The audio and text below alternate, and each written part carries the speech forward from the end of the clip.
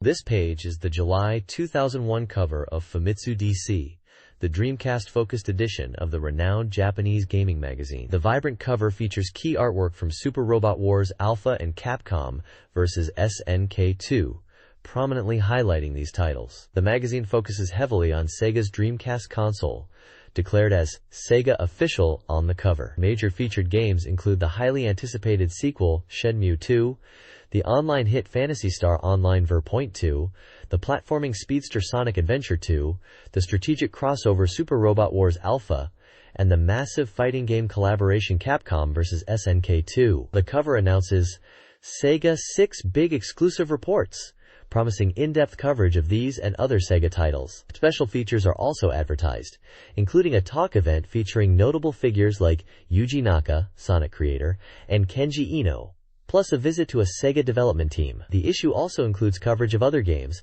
such as Confidential Mission, Outrigger, Sakura Wars 3, and numerous other titles covering various genres from action and fighting to RPGs and visual novels, showcasing the diverse library available on the Dreamcast at the time. The cover clearly indicates the issue date and price, setting the context for gaming news in the summer of 2001.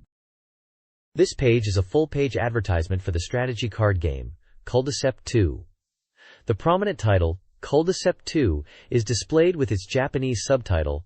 The ad features striking artwork of a cloaked figure, likely representing the game's fantasy setting. Key features highlighted include online competitive play, a massive card count exceeding 450 types, and a refined game system promising a smooth experience. The ad also announces a pre-order campaign, offering a bonus of in-game card data and 3 physical real cards for those who pre-order the game. One of the pre-order bonus cards specifically shown is Leonite. The advertisement lists numerous retailers across Japan where players can place their pre-orders, indicating widespread availability. The game is announced for release on July 12, 2001, at a price of 6,800 yen. This page strongly promotes Culminating 2 as the ultimate cardboard game, ready to challenge players online.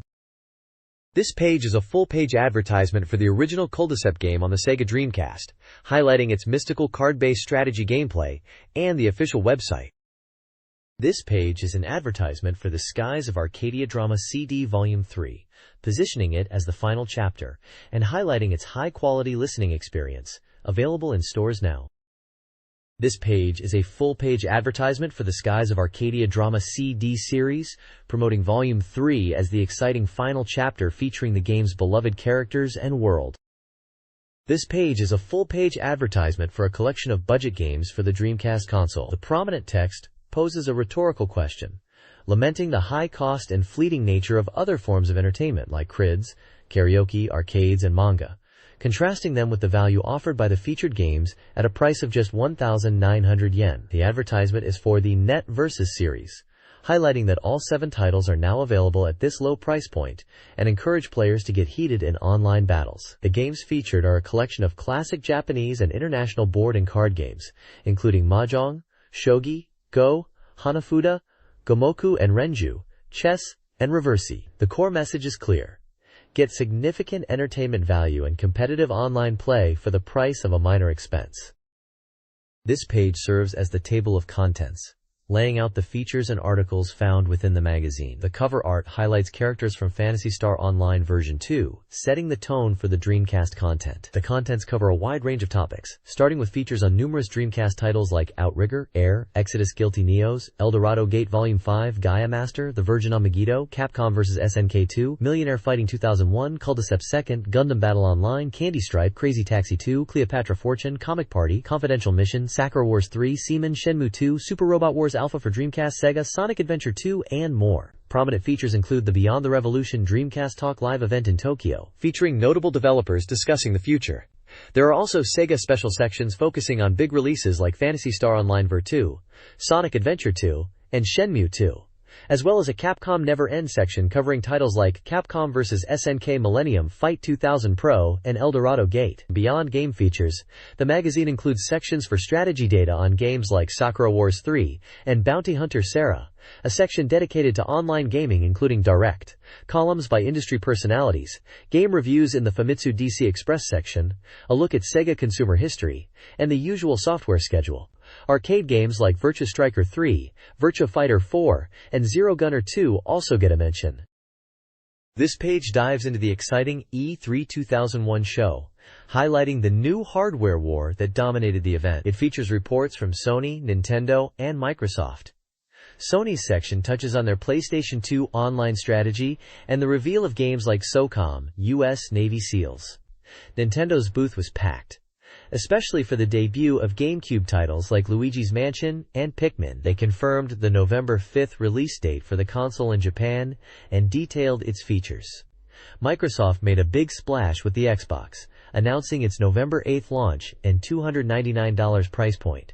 The report notes its focus on online play and action games popular in the West, with mention of Capcom's participation. A large section covers a Sega creator gathering, where key figures discuss their future plans across various platforms. This includes Hitmaker working on Derby Owners Club and bringing Crazy Taxi to Xbox, Smilebit showcasing games like Jet Set Radio Future and Gun Valkyrie, Overworks with Super Monkey Ball, and Sonic Team continuing their success with Sonic Adventure 2 and Phantasy Star Online version 2. The page includes images of the bustling E3 show floor, the large displays, and a photo of the gathered Sega creators, underscoring the high energy and focus on future gaming hardware and software. Microsoft's Robbie Bach also provides commentary.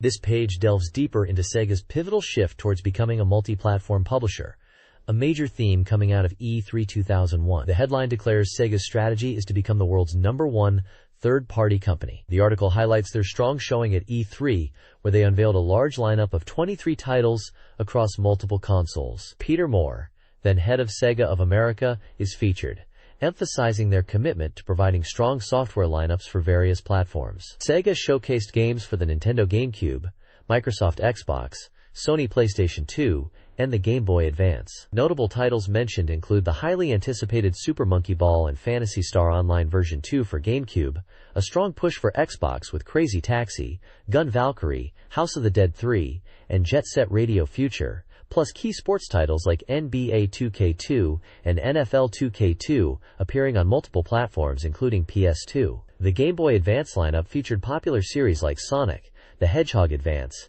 and Choo Choo Rocket.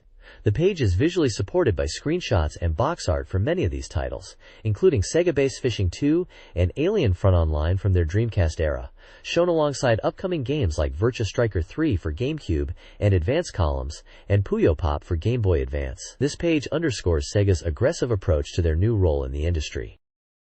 This page features an emergency interview with two key figures from Sega who were instrumental in the company's decision to develop games for the Nintendo GameCube. The interview is with Masahiro Nakayama from Sega's Sonic Team and Toshihiro Nagoshi, Representative Director of Amusement Vision. Nakayama from Sonic Team discusses their positive impressions of the GameCube hardware, finding it very easy to develop for compared to previous platforms like the Dreamcast. He mentions that while the Dreamcast was well designed, they've refined their processes, and the transition to GameCube has been smooth, allowing for rapid development. He specifically brings up the success of Phantasy Star Online on Dreamcast, and the quick turnaround to bring Phantasy Star Online Episode In and 2 to GameCube. Toshihiro Nagoshi of Amusement Vision echoes the positive sentiment towards the GameCube hardware, noting its developer-friendly nature.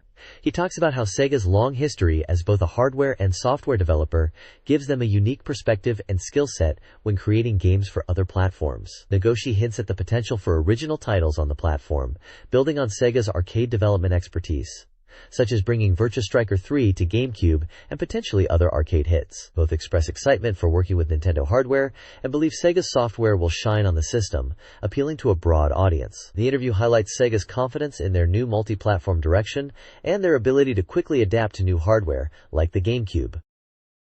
This page dives into the summer gaming scene in Japan, kicking off with a major celebration for Sonic the Hedgehog's 10th anniversary. A two-day birthday party event was held across 5 major cities, coinciding with the launch of Sonic Adventure 2. Fans had the chance to meet the development team, grab exclusive merchandise, and take photos with their favorite blue blur. It also covers 2 significant summer events. The first is TV Game Kingdom 2001 at Tokyo Dome Prism Hall, a huge expo featuring over 300 playable demos of the latest games from publishers like Sega, Capcom, and Namco.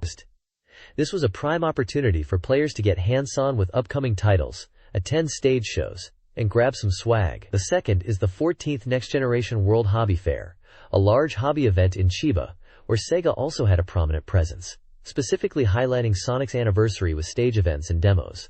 Alongside other major game companies, the editor-in-charge discusses the goal of these events, emphasizing their role in revitalizing the game industry, giving players direct access to new games, and strengthening the connection between developers and fans. The page features images of Sonic, event crowds, and the editor. This page gives us a look at some summer gaming events and related media. First up is a report from Sega's Private Show 2001, focusing on their upcoming arcade titles. The event, held in May, was packed, showcasing games like the volleyball game Beach Spikers and the rhythm game Kraken DJ Part 2. The report highlights the excitement for new arcade experiences and the strong turnout from industry professionals and enthusiasts. In the Media Express section, there's news about drama crids based on the fan-favorite RPG, Skies of Arcadia, with volumes 2 and 3 being released. There's also a brief list of other media releases. A big announcement covers the upcoming movie adaptation of Dungeons & Dragons, noting its significant influence across the gaming landscape, and sharing details about the production team and release plans, including preview screenings. Another section covers the DGI Chariot Festival event, where the voice cast for the visual novel Memories Off Second was officially unveiled, featuring a group photo of the actors involved. Finally, the Mobile Information Bureau DC section looks at mobile gaming, specifically on JPhone's JSH07 service. A notable title mentioned is a mobile version of the cult classic rhythm game Space Channel 5, featuring interactive dancing and score ranking based on user input. This page features a deep dive into music related to Sega titles. The main article discusses the Sega Best Album Project, a collaboration between Sega and Sony Music Entertainment Visual Works. This album is unique because its tracklist is determined by fan voting conducted online via the SegaCon platform. Interviews with representatives from both companies, including Mr. Ichikawa from Sega and Mr. Obara from SME Visual Works, cover the challenges and excitement of letting fans choose the best Sega tracks, highlighting the passion of the fanbase and the anticipation for the final album featuring fan favorites like music from Panzer Dragoon and Burning Ranger. Below this, the Dreamcast topic All That Jazz section focuses on a jazz album featuring music from the Sakura Wars series, a popular franchise particularly known for its music and stage performances. The discussion seems to revolve around the creation and concept of this jazz arrangement album. This page showcases the Dreamcast software sales rankings, giving us a snapshot of the market during this period. The main section presents the DC Soft Sales Top 10 for the week of April 16th to May 13th. At the top is Happy Lesson, followed closely by Sakura Wars 3, Is Paris Burning, and Close to Inori no Oka. The commentary notes that Sakura Wars 3 continued its strong performance this month, climbing to second place, and highlights that releases like Konohana, True Report, and Phantasy Star Online Ver.2 are also noteworthy. Below the main top 10, a section tracks the weekly rankings from April 16th through May 13th. These charts show consistency, with games like Happy Lesson, Sakura Wars 3, and Close to Inori no Oka frequently appearing in the top spots across multiple weeks, demonstrating their sustained popularity. Games like WWF Royal Rumble and Phantasy Star Online also make regular appearances. Finally, a small box provides cumulative Dreamcast console sales data across different periods, indicating the total units sold. The overall sentiment seems to be that despite new releases, the established popular titles, particularly the Sakura Wars series mentioned on the previous page regarding its music, continue to dominate the charts, reinforcing the strength of character-driven games on the platform. This page dives into the Dreamcast scene, with rankings for both anticipated upcoming titles and the games currently favored by readers. The top section presents the DC Expected New Titles Top 20. Leading the pack at number 1 is Shenmue 2, holding strong and generating significant buzz as its release approaches. Phantasy Star Online Ver.2 maintains its second-place position, a highly anticipated follow-up to the popular online RPG. Crazy Taxi 2 is also highlighted in the top 3, set for release soon. Images accompany the top 5 entries, including Sonic Adventure 2 and Comic Party. The list continues down to number 20, featuring a diverse range of upcoming games from various genres like action, strategy, RPGs, and visual novels. Below that, the DC Reader's Choice Top 10 reveals the games currently most loved by the console's fanbase. The introduction notes that Sakura Wars 3, Is Paris Burning?, has impressively kept the top spot, sparking interest in whether Phantasy Star Online might challenge its dominance.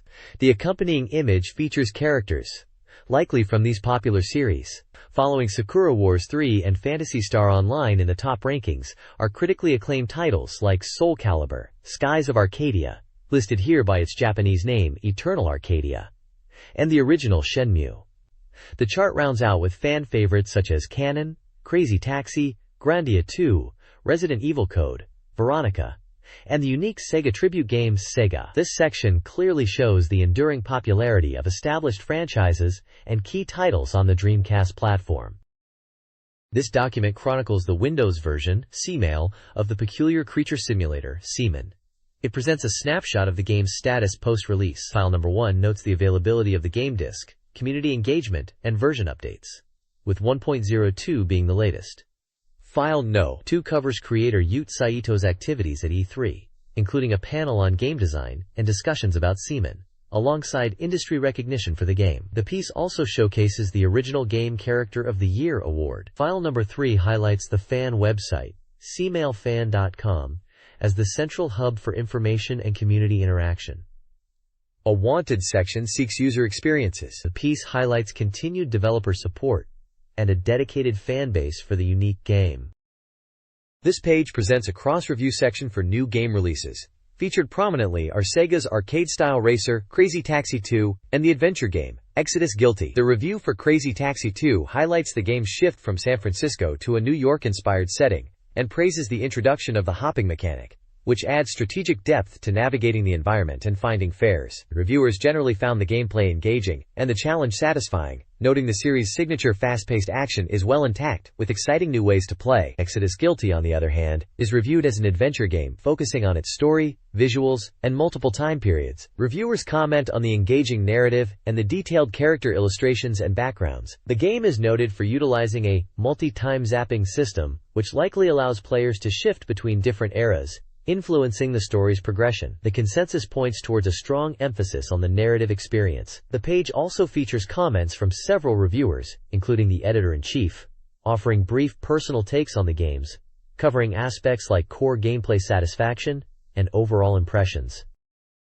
This page presents reviews for 3 distinct game releases. First up is Eldorado Gate Volume 5, continuing the episodic RPG series known for its character designs by Yoshitaka Amano. Reviewers found the story pacing excellent, especially noting Volume 5 feels like it's building towards a significant conclusion. The gameplay is described as a solid, if basic, RPG experience, with engaging battles and character interactions, complemented by beautiful graphics. Next is Capcom vs. SNK Millennium Fight 2000 Pro, an updated version of the fighting game crossover. This Pro release includes balance adjustments and adds Joe Higashi from SNK. Reviewers praise the continued Dream Match concept and feel the Pro version's tweaks significantly improve the game balance. The visuals are highlighted as sharp and dynamic, staying true to the series' style, and the added depth from the groove system is appreciated. Finally, Confidential Mission is reviewed.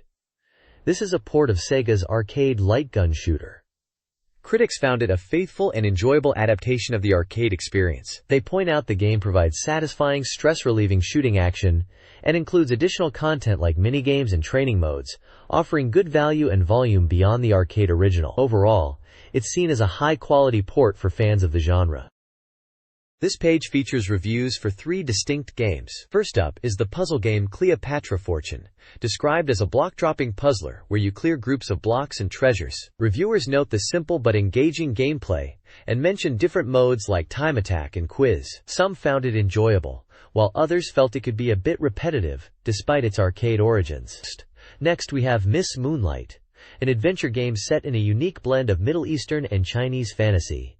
The game focuses on a heroine and features anime-style graphics. Reviewers comment on the story, character interactions, and visual presentation, noting it's a text-based adventure experience. Finally, the Princess Maker Collection is reviewed.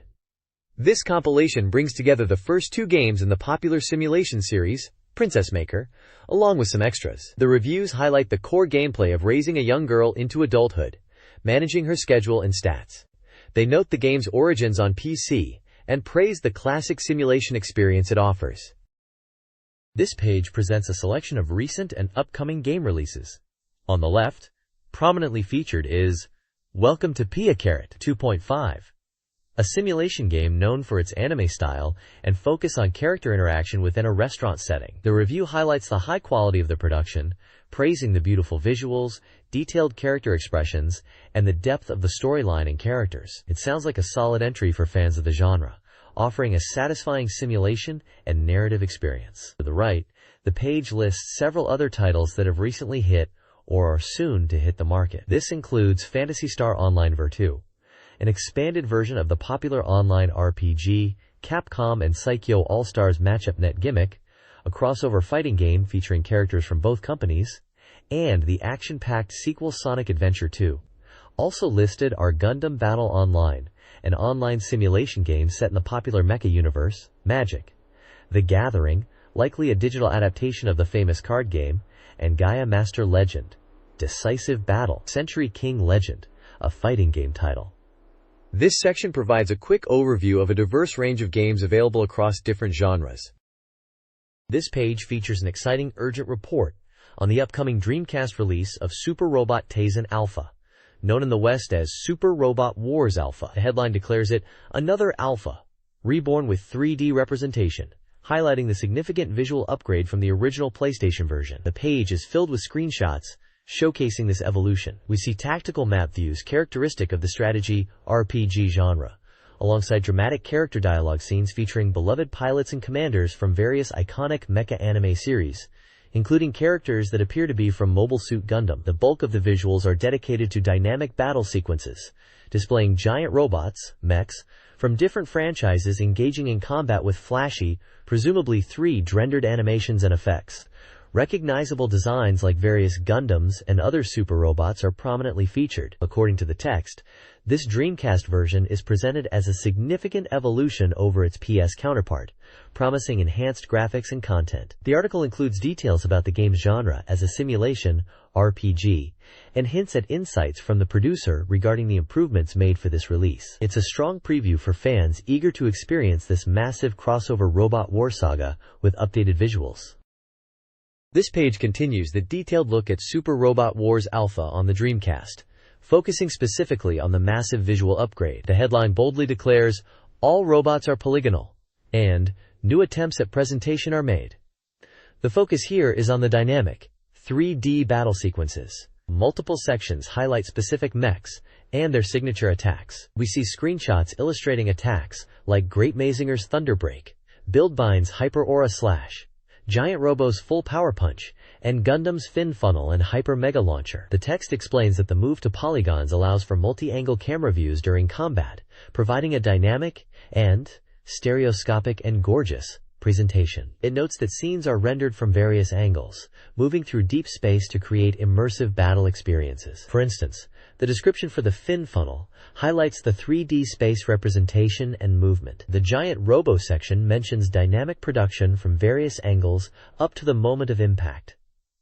The Gundam attack is described as a close-up upon firing. The page emphasizes how this polygonal representation allows for a much more varied and impressive visual spectacle compared to the 2D sprites of the PlayStation version. Attacks are shown with powerful effects and dynamic camera work, promising a significant evolution in how the series' iconic battles are depicted.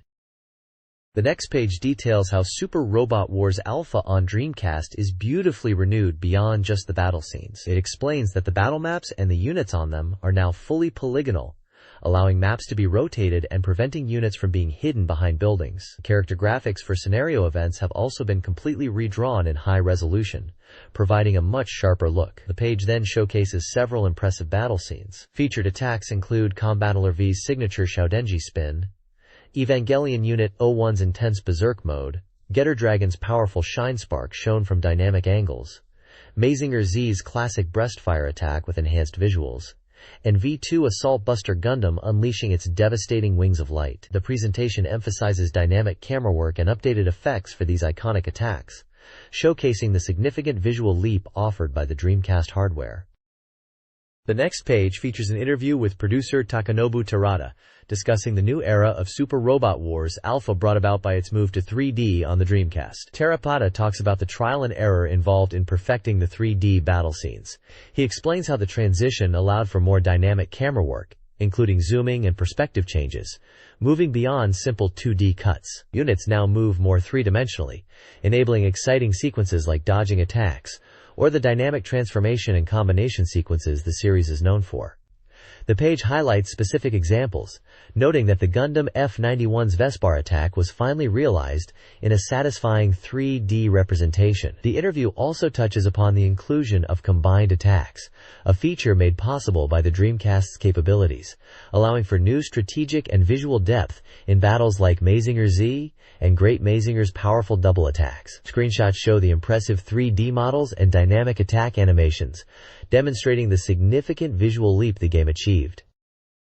This page features an interview with producer Takanobu Terada, delving into the changes and balance adjustments made for Super Robot Wars Alpha on the Dreamcast, distinguishing it from the original PlayStation version. Terada explains that while the core mechanics remain familiar, system changes have led to a different game balance. Attack power and spirit commands are significantly stronger, with attack power boosted by 2.5 times compared to the PS1 version. Unit stats are also generally higher. He notes that the overall balance aims for a point between the original Alpha and Alpha Gaiden, adjusting units that were either too powerful or too weak in the PS1 release. The game includes new units and scenarios, with completely renewed battle scenes and new event demos not present in the PS1 version. Hidden elements are also discussed, hinting at secrets tied to reaching specific ending routes and certain character actions. A notable hidden feature grants the protagonist a powerful spirit command if their birthday is set to November 11th, Blood Type B Terada's own. The page includes a photo of Takanobu Terada and screenshots showcasing the game's visuals. One image highlights the ability to obtain boss units upon reaching the end. Another shows a battle screen featuring units like Mazinger Z, demonstrating powerful attacks like Dynamic Full Power. The interview emphasizes that these changes make the Dreamcast version a distinct experience worth playing, even for those familiar with the PS1 game. This page gives us a look at Daibutsuku 2, a horse racing simulation game bringing substantial new features. It's not just a simple data update. The game is packed with additional elements. A major highlight is the arrival of female jockeys, which wasn't a feature in the previous title. This promises new dynamics and potentially exciting developments in the racing world. Another intriguing feature is the discovery of a cat. The text wonders if this is related to some hidden mechanic or feature tied to the horse's characteristics. A bit of a mystery to uncover. The ranch management aspect, or horse park, sees a significant power-up. The screenshots reveal expanded facilities, like training grounds, and even an airport, suggesting the ability to travel for races, or perhaps acquire horses internationally. This hints at deeper simulation and management possibilities than before. Finally, the critical bloodline system is enhanced, allowing players to track and manipulate lineage up to 5 generations back. Detailed bloodline charts are shown, emphasizing the depth of the breeding mechanics, a core part of the game. Overall, Daibutsuku 2 appears to be building on its foundation, with noteworthy additions that go beyond typical simulation sequels, offering both new gameplay elements and deeper mechanics. This page dives deeper into Daibutsuku 2, revealing the exciting addition of 3 regional racecourses: OHI, Kawasaki, and Morioka. This is a significant expansion from the previous game. The introduction of these regional tracks also brings regional exchange major races, suggesting players can now compete in a wider variety of prestigious events beyond the Central Japan Racing Association courses. This will likely add more strategic depth and challenge, especially considering these are dirt races, adding a different dynamic to the gameplay. We get glimpses of each new track. Ohai Racecourse, described as the largest of the regional tracks and famous for its twinkle races, night races, is shown with screenshots highlighting its appearance and race views. Kawasaki Racecourse is noted for its 1,200 meters dirt course and unique camera angles, with screenshots displaying its industrial backdrop, especially striking during night races. Morioka Racecourse, themed around a calm and natural European image and renovated in '94, is presented with screenshots showing its course layout, including a 1,600 meters dirt course and 1,400 meters turf course, and emphasizing the natural scenery and, notably, its lack of night race facilities. The page concludes with a list of these regional exchange races, detailing race names, grades, locations, distances, and eligibility, confirming the scope of the new competitive opportunities available in the game. The addition of these distinct regional racecourses and the associated races greatly expands the racing calendar and strategic possibilities in Dabatsuku 2. This page delivers urgent news for fighting game fans, announcing Capcom vs. SNK 2, the highly anticipated sequel developed by Capcom. It confirms the game's release on arcade, PlayStation 2, and Dreamcast, promising a significant evolution from the previous installment. The big reveal is the addition of 6 new challengers, with 3 prominently featured. Yun, the stylish martial artist from the Street Fighter II series, known for his speed and combo potential. Kyosuke Kagami from rival schools, making his debut in the series and bringing his unique special moves. And Meiki Genryusai from Final Fight 2, utilizing her impressive martial arts ninjutsu techniques. Screenshots showcase these new characters in action, highlighting their dynamic fighting styles and giving us a look at some of the game's updated stages, like the one featuring windmills. The page also hints at changes for returning characters, ensuring that even familiar faces feel fresh in this scaled-up dream match experience. This page continues the exciting reveal of Capcom vs. SNK 2. The page highlights the game's logo prominently and introduces more characters joining the massive roster. We see the swordsman Haomaru from the Samurai Showdown series, Athena Asamiya, the psychic schoolgirl from the King of Fighters, and Eiji Kisaragi from the Art of Fighting series. The inclusion of Haomaru marks a significant addition from the Samurai Showdown franchise, while Athena and Eiji represent classic SNK fighting game mainstays. Screenshots showcase these characters in action, providing glimpses of new stages and special moves. The page also touches upon the implementation of new systems and features, hinting at changes or additions like a new gauge below the life bar, suggesting refined gameplay mechanics that differentiate it from previous titles, and potentially enhanced strategic options. It seems Capcom vs. SNK 2 is poised to be a massive crossover event, with a wealth of characters and updated gameplay. This page focuses on the upcoming release of Phantasy Star Online, Ver. 2. The main visual is a striking image of the orbiting space station above planet Ragal, the setting for the game's adventures. The page's headline declares that the door to a new adventure has opened. It delves into the details of this updated version, presenting sections like a Q and A for newcomers, a guide for migrating characters from the original game, and essential knowledge about the changes in Ver. 2. The article confirms the Japanese release date was set for June 7, 2001, noting a slight delay that was used to further refine the game, aiming to make Ver. 2 a new standard for the online experience. The page highlights exciting new rare items exclusive to Ver. 2, showing screenshots of characters equipped with impressive new gear such as swords and shields. It also touches upon the atmosphere of the game world and hints at potential graphical enhancements in Ver. 2. Gameplay additions are previewed, including new modes like Battle Mode, Challenge Mode, and the formidable Ultimate Mode, all designed to offer new levels of challenge and fun. Overall, this page serves as a comprehensive preview, building anticipation for Phantasy Star Online 2 by showcasing its wealth of new content and improvements for both returning veterans and new adventurers on Ragal. This page dives deeper into Phantasy Star Online, Ver. 2, focusing on a crucial Q and a section aimed at helping players understand what's new and different. It answers key questions, like whether Ver. 2 is a standalone game. It is, including the original content. The status of the Hunter's License, no free trial this time but existing time carries over, and compatibility with players still on the original version. You can play together except in the new modes like Battle and Challenge. It also confirms that you can transfer your character from the first game, bringing over your hard-earned levels and gear, though characters above level 100 might see some slight adjustments. The page features multiple screenshots showcasing the game's environments and menu screens, giving a feel for the updated interface and world of Ragal. There's also a small news section highlighting new, potentially more affordable subscription plans available through the isao.net service for accessing the game online. This page serves as a valuable guide for anyone looking to jump into Phantasy Star Online Ver. 2, whether they're returning veterans or completely new adventurers. This guide assists players in transitioning to Phantasy Star Online Ver. 2. New players are guided through character creation, including new costume options and online setup, serial number, access key, and hunter's license. Visual flowcharts and screenshots illustrate the process. For players with existing Ver. 1 characters, the guide details the character conversion process, loading Ver. 1 save data into Ver. 2, playing online with converted characters, requires serial numbers and access keys from both versions, plus the Hunter's License. Offline mode and difficulty options, including unlocking Ultimate, are also covered. Important precautions for conversion include data exclusivity to Ver.2 and removal of illegal items. Players are advised to convert characters before use and to understand that Hunter's License and subscription details are critical for continued online play. This page delves into the essential new features and changes introduced in Phantasy Star Online. For 2, building upon the foundation laid by the original bidders. It confirms that players can indeed adventure alongside those still playing on Ver 1 servers. With Ver 1, 2 characters distinguished by yellow names in the lobby compared to the white names of Ver 1 players.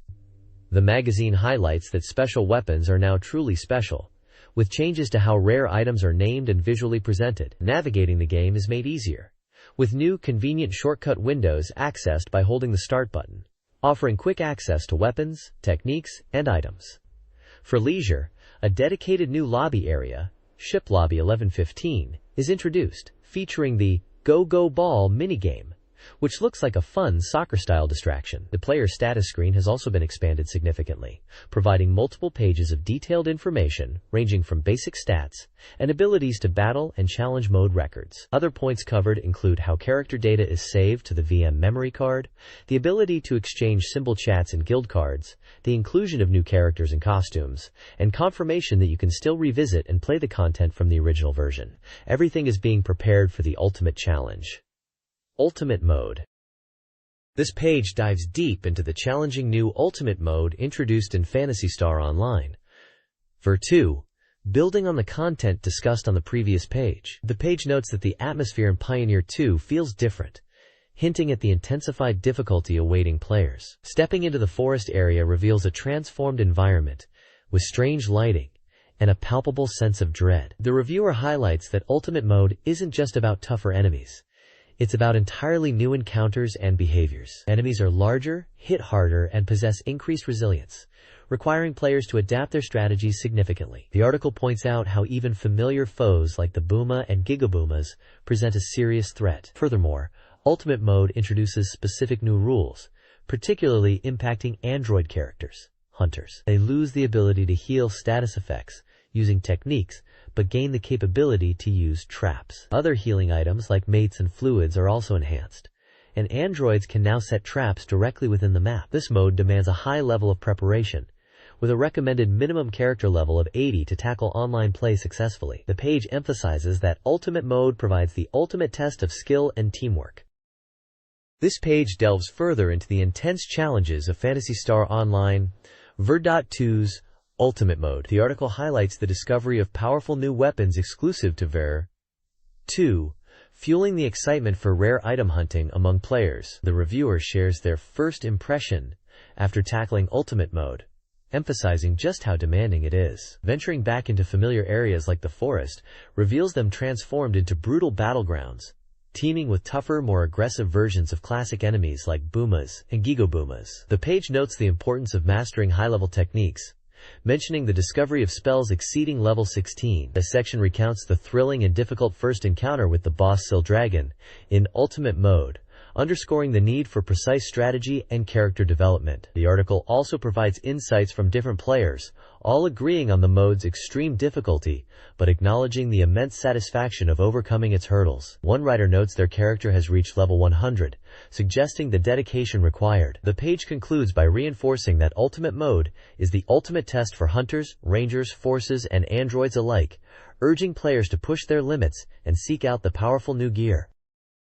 This page shifts gears to explore the competitive side of Phantasy Star Online 2, focusing on the brand new Battle Mode. Described as an online survival game, it pits players against each other in a free-for-all deathmatch scenario. The article highlights the thrill of exploring familiar stages, hunting down opponents, and utilizing the full arsenal of weapons, techniques, and traps from the main game. Players need to be tactical, not only finding their foes, but also being aware of their surroundings, as the radar is disabled in this mode. The rules for Battle 1 are outlined, covering aspects like time limits, stage selection, maintaining player levels, item handling upon defeat, and scoring points. It mentions other battle variations too, like modes where player levels are equalized, or where the battle revolves around collecting items scattered across the map. The first impression section gives a fascinating perspective, comparing battle mode to PC 3D action shooters like Doom and Quake. The reviewer notes how Spopso, known primarily as an RPG, transforms into a fast-paced action game in this mode,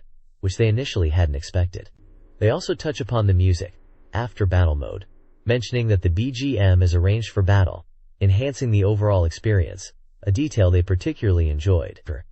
The page is illustrated with screenshots of the battle in action, and features character art of a hunter, presumably the reviewer, and a ranger. This page dives into Phantasy Star Online Ver 2's cooperative offering, the challenge mode, highlighted by the bold title declaring, "Cooperation is everything." Unlike the main game or battle mode, challenge mode starts players at level 1 with preset items and rules, forcing them to rely entirely on teamwork and strategy to progress through challenging stages. The article describes how players form teams in the lobby and select specific challenge stages, immediately encountering new and tricky traps not found elsewhere in the game. Success hinges on precise coordination, item management, and navigating environmental hazards. Screenshots illustrate gameplay within the familiar forest area, showing players confronting enemies and dealing with apparent traps. The text recounts humorous failures and frustrations, such as players getting trapped or encountering game over due to poor teamwork, emphasizing the mode's difficulty and reliance on perfect execution. The first impressions section praises challenge mode as a truly engaging network experience. The reviewer notes the novelty of starting from level 1 again, and the strategic depth required, calling it a fresh and exciting way to play. They express that the mode, which demands careful planning and communication to overcome obstacles together, feels like the ultimate test of cooperative online gaming. The page also includes familiar character art, likely representing the reviewers experiencing this demanding new mode. This page dives into Sonic Adventure 2, teasing the exciting 5 missions with different clear conditions, and the intense 2-player versus mode. It introduces newly revealed missions and stages for each character. A key feature highlighted is the return of level-up items. Unlike the previous game where they were tucked away in the adventure field, these power-ups are now crucial pickups scattered throughout the action stages. The article explains how these items significantly enhance character abilities. For Tails, there's the jet engine and booster upgrades for enhanced flight, while Knuckles benefits from the shovel claw for digging and the big nails for breaking rocks. Sonic's signature item, the Mystic Melody, referred to here as Ancient Light, is also shown, essential for unlocking hidden paths. The page emphasizes that finding these items within stages is key to progression, accessing new areas, and uncovering different strategies, adding layers of depth and replayability. Screenshots showcase vibrant scenes from action stages like the high-speed city escape and the spooky Pumpkin Hill, alongside the serene area where Sonic discovers the Mystic Melody, offering a glimpse into the game's diverse environments and gameplay mechanics. This page highlights a special Sonic 10th anniversary event and a limited Sonic 2 birthday pack release, featuring items like a commemorative gold disc and history book, with Shadow prominently displayed. The core focus is on the groundbreaking gameplay structure in Sonic Adventure 2, emphasizing that each stage offers 5 distinct ways to play across the hero and dark stories, encompassing all 6 playable characters. Every stage features 5 unique missions, with different clear conditions. Beyond the initial story mode playthrough, players must complete missions like collecting 100 rings, finding a hidden KO, which requires using the Mystic Melody item mentioned previously, clearing the stage within a strict time limit, and tackling a challenging hard mission with altered enemy and trap placements. This design significantly boosts replayability, transforming each stage into multiple challenges. The article emphasizes that fully mastering the game involves clearing all 5 missions for every character on every stage, promising a substantial amount of content and replay value beyond simply finishing the main story. Screenshots showcase examples of these missions and environments, including the high-speed city escape, and missions like collecting rings or finding KO.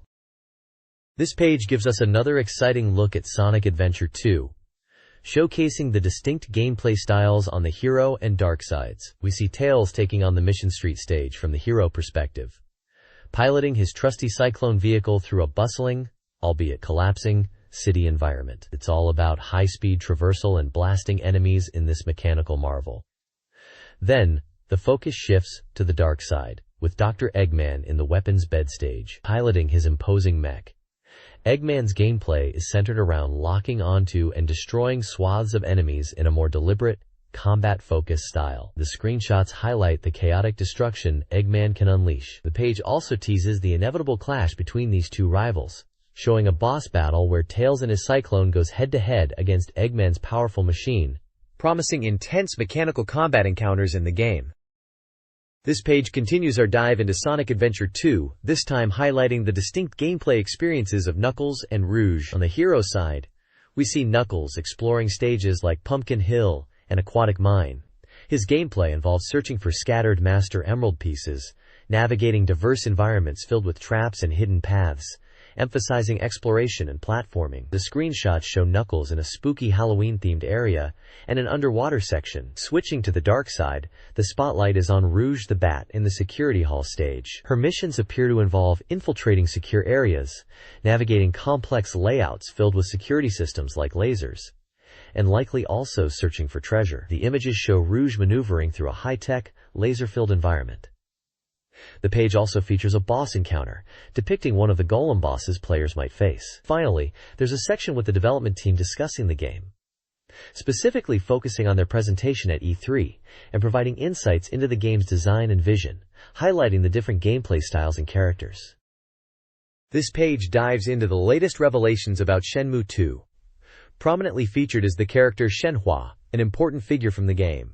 The main headline announces a complete check of the new information revealed at the recent Game Jam event. The article discusses the details presented at the Game Jam, where M2's Yu Suzuki showcased Shenmue 2, specifically demonstrating new systems like the command QTE and chase sequences. While previous reports touched on these, this page aims to provide a more in-depth look with accompanying screenshots. Development is noted to be progressing well, with the game having advanced beyond the previously stated 80% completion mark. The article also confirms the decision for a ICUS release, which is highlighted as the ICUS Shenmue release determined. Screenshots show environmental details, like a rocky landscape, providing a glimpse into the game's world. The page overall focuses on detailing the new gameplay mechanics and confirming the international release plans for the highly anticipated sequel.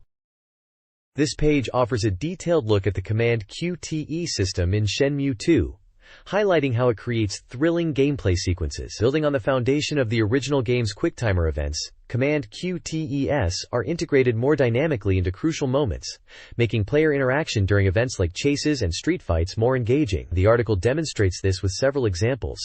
We see Ryo Hazuki chasing after Ren of Heavens in Wanchai, a sequence that utilizes command QTES to keep the action moving. Another section focuses on encounters within Kowloon Walled City, showing how being spotted by enemies can trigger a command QTE or transition into a street fight. Crucially, the page illustrates how QTES are even incorporated during standard street combat within Kowloon, adding an extra layer of interactive challenge to battles against multiple opponents. The visuals show the on-screen button prompts familiar to QTES, integrated into intense action scenes, promising a more interactive and cinematic experience during critical moments in the game. This page dives into the technical marvels and global success of the Shenmue series. The top section highlights Shenmue 2's impressive seamless world, specifically showcasing the vast map of Gillen. Thanks to AM2's innovative technology, the game allows players to traverse this large area without frustrating loading screens, processing everything in memory. Screenshots show Ryo exploring the natural beauty of Gillen. The bottom half celebrates a significant milestone, the original Shenmue selling over 1 million units worldwide. Building on this success, the article announces the domestic Japanese release of the English version of Shenmue on July 5th. This gives Japanese players the chance to experience the acclaimed game with its authentic English voice acting. A great feature is the ability to toggle the on-screen text between Japanese and English, making it not just a re-experience, but also a potential learning tool. The English dialogue is noted for its natural feel, adding another layer of immersion. This page dives into specific gameplay mechanics and features of Shenmue 2. The top section introduces the chase system, explaining how players can get directions in the vast city environment. Instead of just using a map, you can ask pedestrians for directions, and the game initiates a sequence where the person leads you directly to your destination. The screenshots show Ryo asking someone for directions and then following them through the Hong Kong streets. It's highlighted as a convenient way to navigate when you're lost. The middle section offers a practical example titled, "Let's go to the Great Klylan Hall," suggesting this is a location players might need directions to, likely using the chase system. The bottom section details the Shenmue Passport, described as an online feature allowing players worldwide to compete. Accessing the Passport website, http://www.shenmue.com, lets you check minigame high scores and compete in rankings. While the original game's rankings were domestic, Shenmue 2's Passport enables global competition, encouraging players to test their skills against others worldwide. Screenshots in this section show character interactions, including Ryo and Landai, as well as what appears to be Ren, highlighting the game's cinematic cutscenes and character models. There are also images showcasing the game's combat or quick-time event sequences. This page is dedicated to Sega's arcade and Dreamcast gun shooting game, Confidential Mission, featured as part of a Sega Special Series. The main focus is on the game's Mission Mode, described as containing the full charm of this spy-themed shooter. The content highlights the engaging story progression with surprising twists, and the variety of unique stages players will encounter. It mentions the fun of playing with a partner, and notes that despite the serious espionage theme, the game incorporates humor, making for a classic spy genre experience. The article also touches on the excitement of continuous combo shots. Key gameplay mechanics are detailed, including branching events that feature mini-games utilizing secret weapons. These events allow players to experiment without penalty, as failure doesn't cost lives. Specific examples shown are the sticky bomb, used here to seal gas vents, and the rope gun, a tool for traversing gaps or scaling buildings by targeting specific points. Screenshots illustrate these weapon uses and various action sequences from the game. This page continues the deep dive into the mission mode of Sega's gun shooter, Confidential Mission. The article presents the mode as a series of thrilling missions, with plot twists leading to the final battle against the villainous organization, Agears. The layout breaks down the game's progression by mission. Mission 1 takes players to a history museum that turns out to be a disguised Agears base, highlighting sudden gunfights and the use of gadgets like a remote control. The museum's curator is shown as a character. Mission 2 is set aboard a speeding train in a snowy environment, featuring intense one-on-one combat, and introducing a sharp-eyed chef who serves as a boss. Mission 3 takes the fight directly to Agears' headquarters, depicted as being swarming with enemies. This mission showcases combat in the base, and features the appearance of a boss known for having many eyes, as well as introducing a general character. Screenshots throughout the page illustrate the diverse locations, character models, intense action sequences, and key boss encounters players will face on their journey to thwart Agears and save the world. The coverage emphasizes the game's exciting spy theme and challenging gameplay. This page introduces a new romance-adventure game from WoW Entertainment, titled Candy Stripe. The main image features several anime-style female characters, primarily depicted in what appear to be medical or nursing uniforms, suggesting the game's setting involves a hospital or clinic. The article highlights that the game centers on interactions between doctors and nurses, and introduces new characters. It focuses on a player character who is a medical student, spending a year at Angelus Hospital. During this time, they grow both personally and professionally through relationships with patients, doctors, and other medical staff. The gameplay seems to emphasize character development and helping others grow. There's a section confirming it's a romance-adventure game by WoW Entertainment, and mentioning its release is anticipated for 2001. Character portraits are shown, though details about them are brief. A screenshot depicts a character dialogue scene, suggesting a visual novel or adventure game interface with character sprites and text boxes. It's presented as a system where you listen to messages from characters, implying conversational gameplay is a core mechanic. This looks like a charming entry in the romance-adventure genre, putting a unique spin on the hospital setting. This page continues the introduction to Candy Stripe Mirai ni Tenshi, focusing on the game's heroines. The top section presents three characters, Nozomi Ukai, Yuki Okawahara, and Izumi Orihata. Each is shown with a portrait and details like height, measurements, birthday, and blood type, along with a brief personality description. Small screenshots accompanying each character show them in different poses or settings within the game. The central text clarifies that the three nursing trainees mentioned previously, combined with these three, make up the 6 heroines the player will interact with. The game is set during a year-long training period at Angelus Hospital, involving various seasonal events and experiences with the heroines. Spending time with them promises to be enjoyable. The bottom section introduces the remaining 3 heroines, Ayano Morisaki, Emiko Sonoda, and Jun Kariyama. Like the first group, their portraits, basic stats, and personality descriptions are provided, along with small screenshots giving glimpses into their scenes. This page effectively showcases the main cast and highlights the visual novel's focus on character relationships within the hospital setting, confirming the game features a diverse group of potential romantic interests for the player. This page dives into the world of Outrigger, a high-octane 3D network battle action game making its debut on the Dreamcast. The main image features the game's diverse cast of characters, poised for combat. The prominent headline declares the arrival of an authentic 3D network battle experience. The text highlights Outrigger's core strength, its robust online multiplayer, a feature where the Dreamcast truly shined. It describes the game as a prime example of network action, perfect for competitive play, and modes like Battle Royale, which offers deep strategic possibilities. Screenshots scattered throughout showcase the intense first or third-person action. The page also covers different ways to play, detailing the split-screen mode supporting up to 4 players on a single console, and the polished online network battles. A notable section emphasizes the flexible control options, specifically mentioning compatibility with a mouse and keyboard, which were bundled with the game for a more precise aiming experience, alongside standard controller support. This focus on diverse playstyles and control methods underscores Outrigger's commitment to providing a top-tier online and offline multiplayer shooter experience. This page delves into the exclusive content and enhancements found in the Dreamcast port of Outrigger, showcasing how the console version expands upon the arcade original. A prominent screenshot hints at a team battle mode, indicated by a points display, suggesting a dedicated competitive team-based experience is included. The page proudly introduces 2 new playable characters added for the Dreamcast release: Tereshkova, a new female fighter with a distinctive Russian-sounding name, shown potentially wielding a powerful photon shield, and Neil, a male character equipped with weaponry similar to the arcade roster members. Single-player content is also significantly beefed up. The mission mode is expanded with numerous new challenges alongside the familiar arcade shooting practice stages, offering plenty of objectives to complete. Players can also engage in one-on-one matches against the CPU to refine their skills. A major highlight is the comprehensive character edit feature, a staple for console ports, which allows players to customize their character's appearance, including color schemes, and importantly, freely select their weapons, adding a new layer of strategic depth not present in the arcade's fixed weapon loadouts.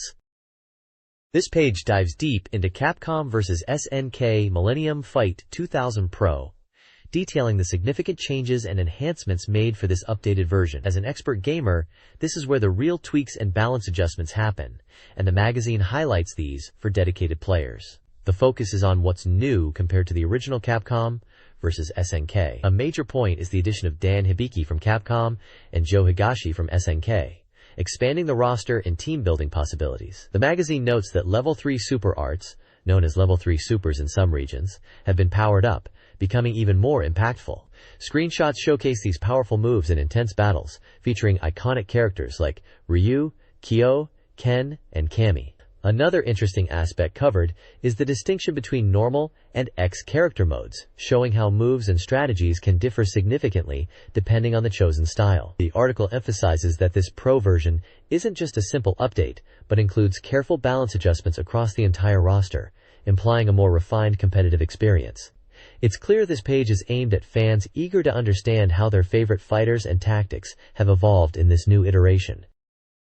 This page delves deeper into the mechanical changes in Capcom vs. SNK Millennium Fight 2000 Pro, focusing on specific tweaks that significantly impact gameplay. It details how airborne super combos like Shin Shoryuken or Darkness Illusion now connect differently, affecting their effectiveness as anti-air or combo finishers. A notable adjustment is the increased difficulty in performing reliable cross-up combos, requiring much tighter timing compared to the original game. This suggests a move towards a more technical execution requirement. The article also covers adjustments to attack hitboxes and durations, especially for jump attacks, making offensive timing crucial. A side panel lists various character-specific changes, like Ryu and Ken's standard chain combos being altered, Sakura's cross-ups becoming weaker, and Geese Howard's attacks gaining more cancelability. These detailed notes reinforce that the Pro version isn't just an update, but a refined fighting game experience with balance adjustments across the board. It highlights changes aimed at competitive play, indicating the developers listened to feedback to make this version more balanced and technical. This page shifts focus to Capcom vs. Psikyo All-Stars, Net Jikyu, highlighting new elements and modes in this crossover fighting game. The article reveals details about the gallery mode, where players can unlock and view character illustrations, complete with profile information, after defeating them in the Kumite mode. Initially, it was thought there were only a few illustrations, but the page confirms there are actually 3 distinct types for each character, making the gallery feel like a comprehensive character archive. The roster is expanding significantly, with a total of 13 new characters joining the fight. Specifically, the Capcom side is adding 7 fighters, drawn from the Street Fighter II and Street Fighter Alpha series, bringing their total character count to 19. The page features large illustrations of several Capcom characters, like Ryu, DJ, Rainbow Mika, Guy, Sodom, Dhalsim, and Nash, showcasing some of the fighters on the Capcom side of this crossover. The game system and modes, including Kumite and gallery modes, are becoming clearer as the release date, anticipated in about a month, approaches. This page delves deeper into Capcom vs. Psikyo All-Stars, Net Jikyu, focusing on the Psikyo side of the roster, and unique game features. Expanding the fighter lineup, 6 new characters from Psikyo's arcade hits join the battle, including Roche from Gunbarich, Vorg from Sengoku Blade, Mugen from Sengoku Ace, and others like Pom-Pom and Arion. Beyond the fighting, the game incorporates elements from Psikyo's Mahjong games. This page confirms the inclusion of cheating items directly from those titles, which grant unique advantages in the Mahjong segments shown in the screenshots. A major highlight is the detailed character creation system for the Jump Fighter character. Players can extensively customize their fighter's appearance, from facial features and body types to costume colors, offering a high degree of personalization. The article reveals the depth of these options through screenshots of the edit menus. Furthermore, the game introduces new techniques specifically for the custom Jump Fighter. Screenshots demonstrate these new moves in action during the fighting game portions, showcasing diverse attacks like a powerful giant swing, expanding the combat possibilities for player-created characters. This page dives into the world of Eldorado Gate, specifically highlighting 2 upcoming chapters. The top section covers Chapter 12, titled Monster Hunter Sophie. It introduces Sophie, a monster hunter whose job is to take down demons. The story begins in a bar and leads to Sophie being imprisoned, and the character Hans appears to help her escape. Screenshots show Sophie in action, what looks like prison cells, and interactions between characters. The lower section details Chapter 13, titled The Land of Death. This chapter follows the protagonist Bad, who finds himself in the desolate Land of Death. The plot involves him encountering Gomez's party, investigating ruins, and ultimately meeting the death deity. Navigating complex mazes is mentioned, and another key character, Raider, is expected to appear. Screenshots show Bad and other characters exploring different environments, including ruins and a maze-like area. A central block promotes Volume 5 of Eldorado Gate, urging players to check it out, as it introduces the stories of the 12 main characters. It also briefly lists game details, confirming it's an RPG published by Capcom and available for download. The distinct character illustrations by Yoshitaka Amano are prominently featured. The next page of this Eldorado Gate feature delves into subsequent chapters and game mechanics. The top section continues with a monster hunt event for Sophie, the character introduced in Chapter 12. This appears to be a minigame where players can hunt monsters, specifically highlighting Sophie's ability to locate them. A screenshot shows Sophie facing off against a red tortoise, a rare monster. The text explains that successfully hunting monsters allows players to gain rewards. Following this is Chapter 14, titled The Adventure of the Floating Continent Gumrundal. Focusing on the character Rado, he's depicted as the leader of a group called Devil's Den. The narrative mentions Rado's past and hints at him encountering Gomez again, leading to an incident on the floating continent Gumrundal. Screenshots show Rado, Gomez, and various locations, including what looks like a trial or test area. Finally, an event check section discusses a system related to Rado's evaluation. The text explains that player actions and clearing events can change how the townspeople perceive Rado. A higher evaluation can lead to better deals on items and equipment from vendors. This adds a layer of social interaction and consequence to the gameplay centered around this character. Screenshots illustrate Rado interacting with townspeople, and the message, "Rado's evaluation went up," appearing.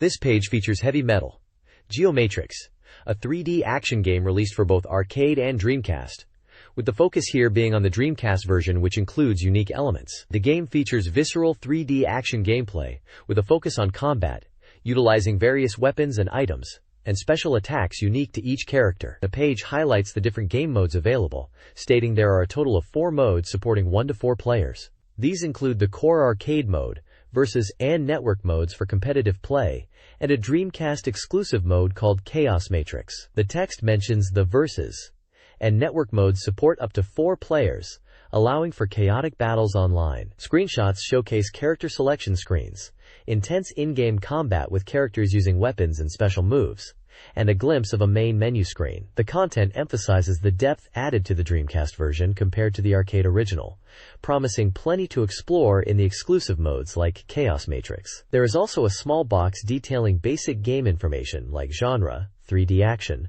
release date, July 12th, price, and player count.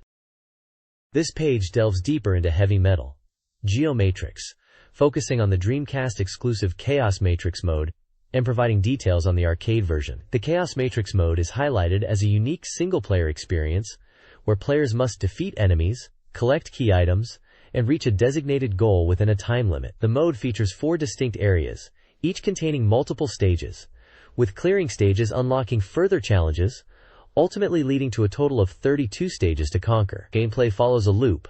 Select an area, view objectives, usually finding items and reaching a goal, sometimes with kill requirements.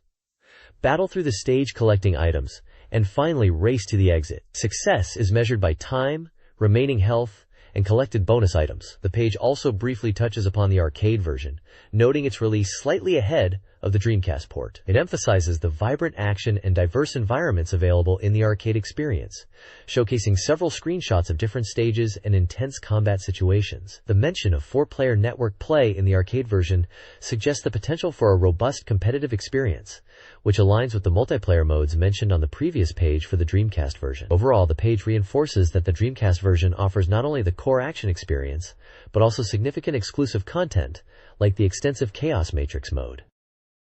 This page showcases Gaia Master Kessen, Seiki Ou Densetsu, a unique Dreamcast title from Capcom described as a new century board game. It's not just rolling dice and moving.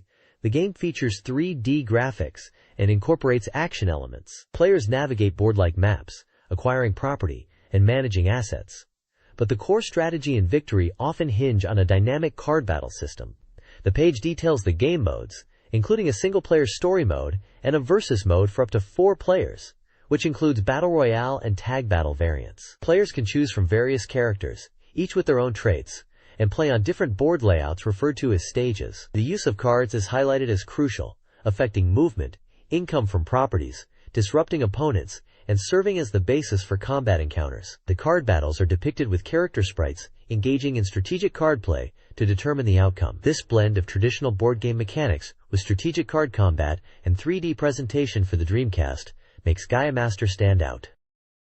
This page delves deeper into the unique cast of characters available in Gaia Master Kessen, Seiki Ou Densetsu. Following up on the previous page's introduction to the game's mechanics, it highlights that each character possesses distinct traits and abilities, making the choice of who to play as crucial for developing winning strategies on the board. The page presents 10 different characters, showcasing their portraits, a brief description of their special lucky ability or unique trait, and their combat specializations, such as weapons, projectile weapons, or magic. For instance, characters have abilities that can allow them to act twice in a turn, double their income, receive free land, or even rob opponents who land on the same space. Others have traits that affect combat, such as doubling their attack power under specific conditions, or with certain weapon types. The combat styles are varied, combining physical weapons, projectile attacks, and magical skills, which tie into the game's card battle system determining property ownership and other outcomes. Each character section also includes small screenshots, giving a glimpse of the game's 3D board and battle scenes. The diverse range of abilities means players must carefully consider their character's strengths and how they align with their preferred strategic approach to land acquisition and confrontation. Sega's Mechatoro Research Division, Mechatoro Ken, is dedicated to revolutionizing arcade gaming through innovative hardware and tactile experiences.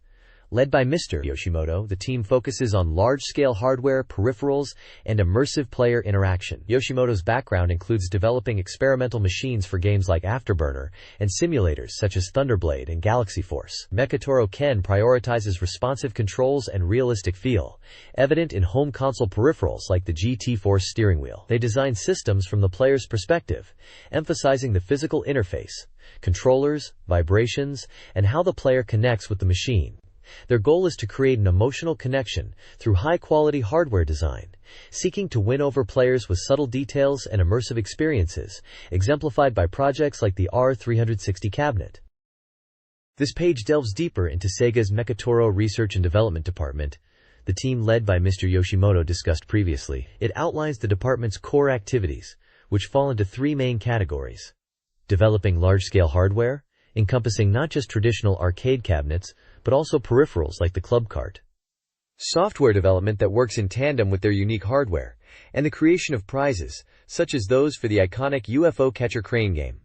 The page features images showcasing examples of their work, including the Shikado tambourine cabinet, a software screenshot likely related to the club cart peripheral, the classic UFO catcher machine, and the popular Star Horse metal game setup. Mr. Yoshimoto, the head of the department, is featured prominently. The text touches on his background, referencing his involvement in developing large-scale cabinets for titles like Thunderblade and Galaxy Force. The discussion highlights the department's emphasis on the physical interface, focusing on the tactile feel and responsiveness that connects the player to the game, a philosophy evident in projects ranging from massive simulators to specialized peripherals. They stress collaboration between hardware and software teams to build immersive experiences from the ground up, starting with the overall concept and refining the feel and interaction down to the smallest detail. The department comprises 115 individuals dedicated to pushing the boundaries of arcade and gaming hardware.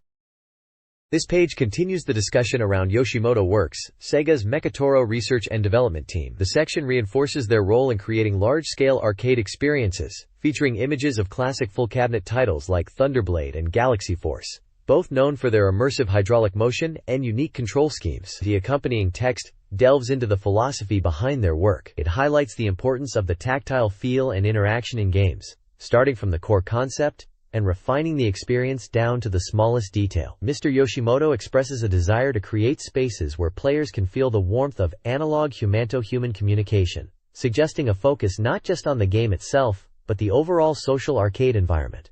There's also a section discussing the need for arcade reform and building new forms of communication within the industry. This likely touches on adapting the arcade model for the future and finding ways to engage players and the broader community. The overall tone suggests a team passionate about hardware innovation and crafting memorable, physically engaging gaming experiences that foster connection.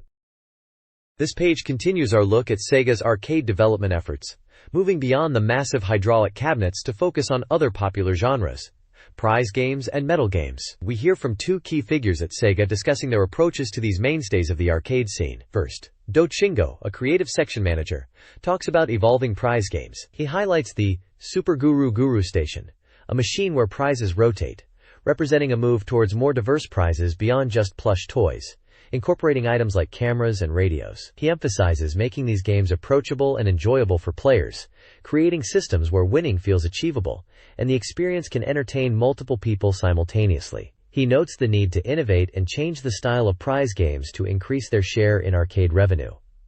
Next, Hara Yoshihiro discusses the world of medal games. He asserts that while the technology changes, the fundamental fun remains constant.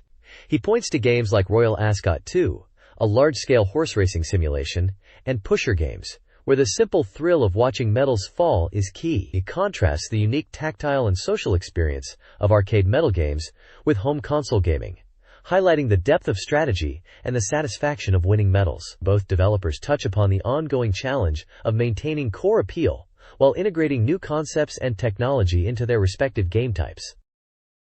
The next page shifts focus to Sega's Mekatoro Ken R&D division and the master of software, Sohei Yamamoto, highlighting what the synergy between software and physical cabinets brings to arcade gaming. Yamamoto, a programmer who entered Sega in 1986 and worked at AM3, later Hitmaker, discusses his goal of creating realistic driving game experiences. The page showcases this by referencing classic titles like Sega Rally 2, praising its realistic braking feel and introducing new works such as Ring Out 4x4. A major feature is Club Kart European Session, presented with images of its immersive arcade cabinet and screenshots.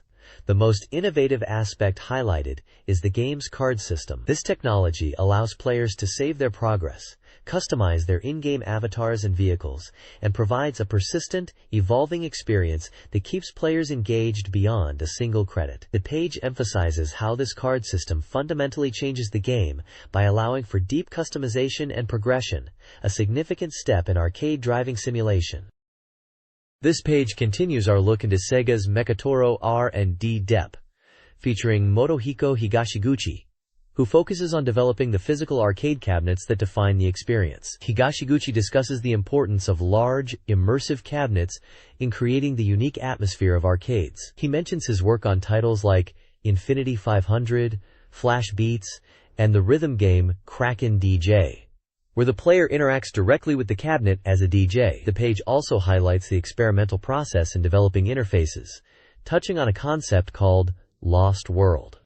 A major feature is the game Dog's Walk, a unique title developed by Sega and Mechatoro R&D, showcased with images of its distinctive treadmill cabinet and screenshots featuring various dog breeds. This game emphasizes physical interaction, allowing players to walk with a virtual dog. Released in 2001, it perfectly exemplifies Mechatoro's philosophy of integrating innovative hardware with software to create novel, engaging arcade experiences that stand out. The discussion reinforces how the physical cabinet itself is a crucial element in attracting players and differentiating arcade gaming. This page presents a special report on Gundam Battle Online, a P-Online battle game. The focus is a pre-release overview, encouraging readers to review the information released up to this point.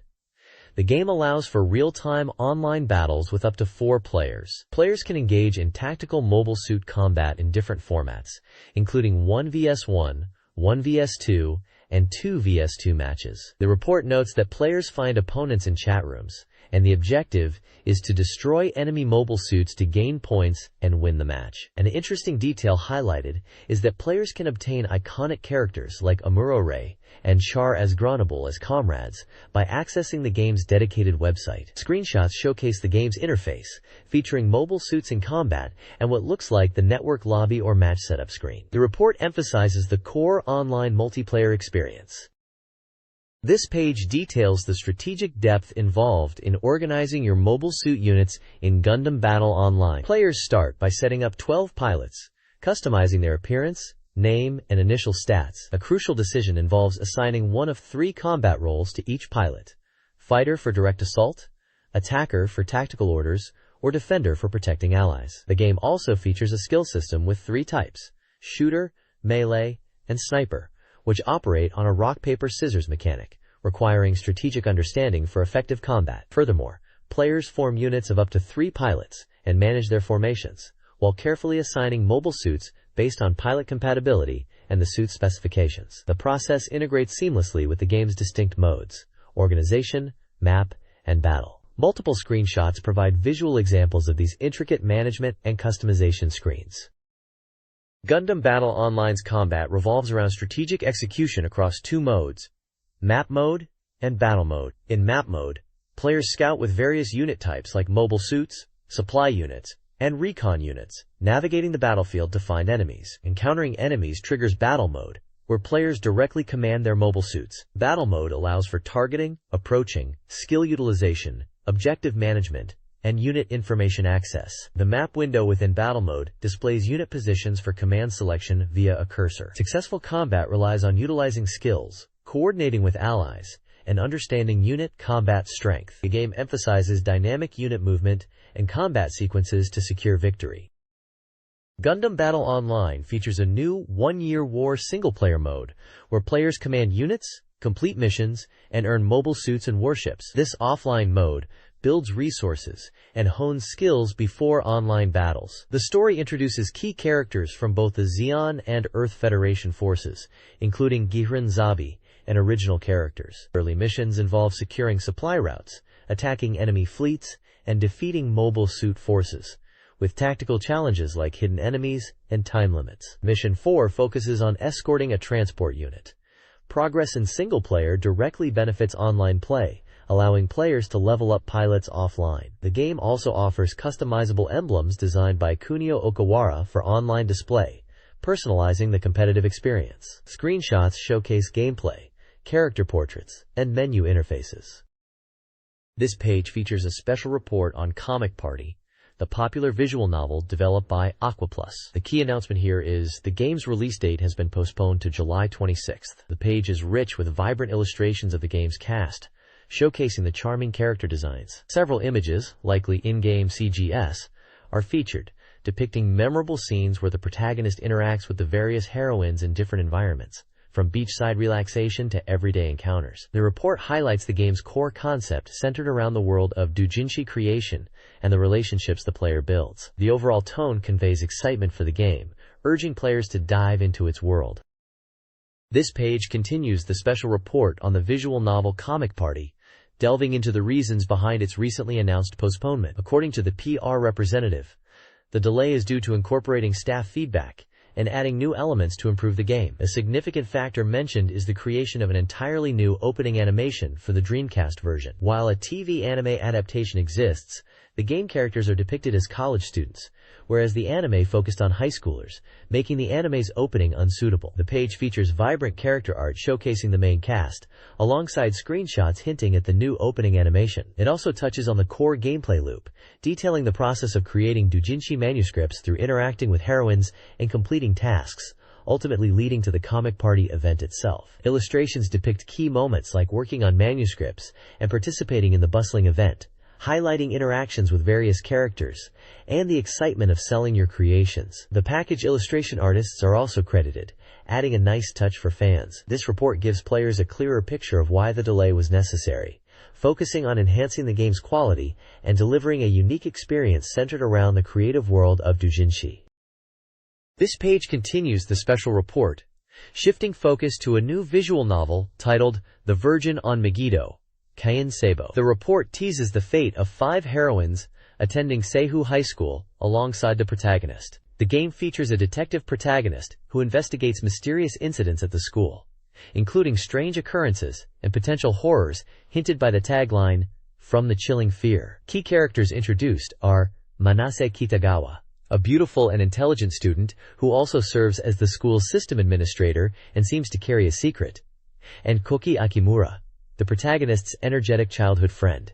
Screenshots show interactions between the characters in school settings, including the protagonist, Kento, talking with Koki and Manase in what appears to be a computer lab.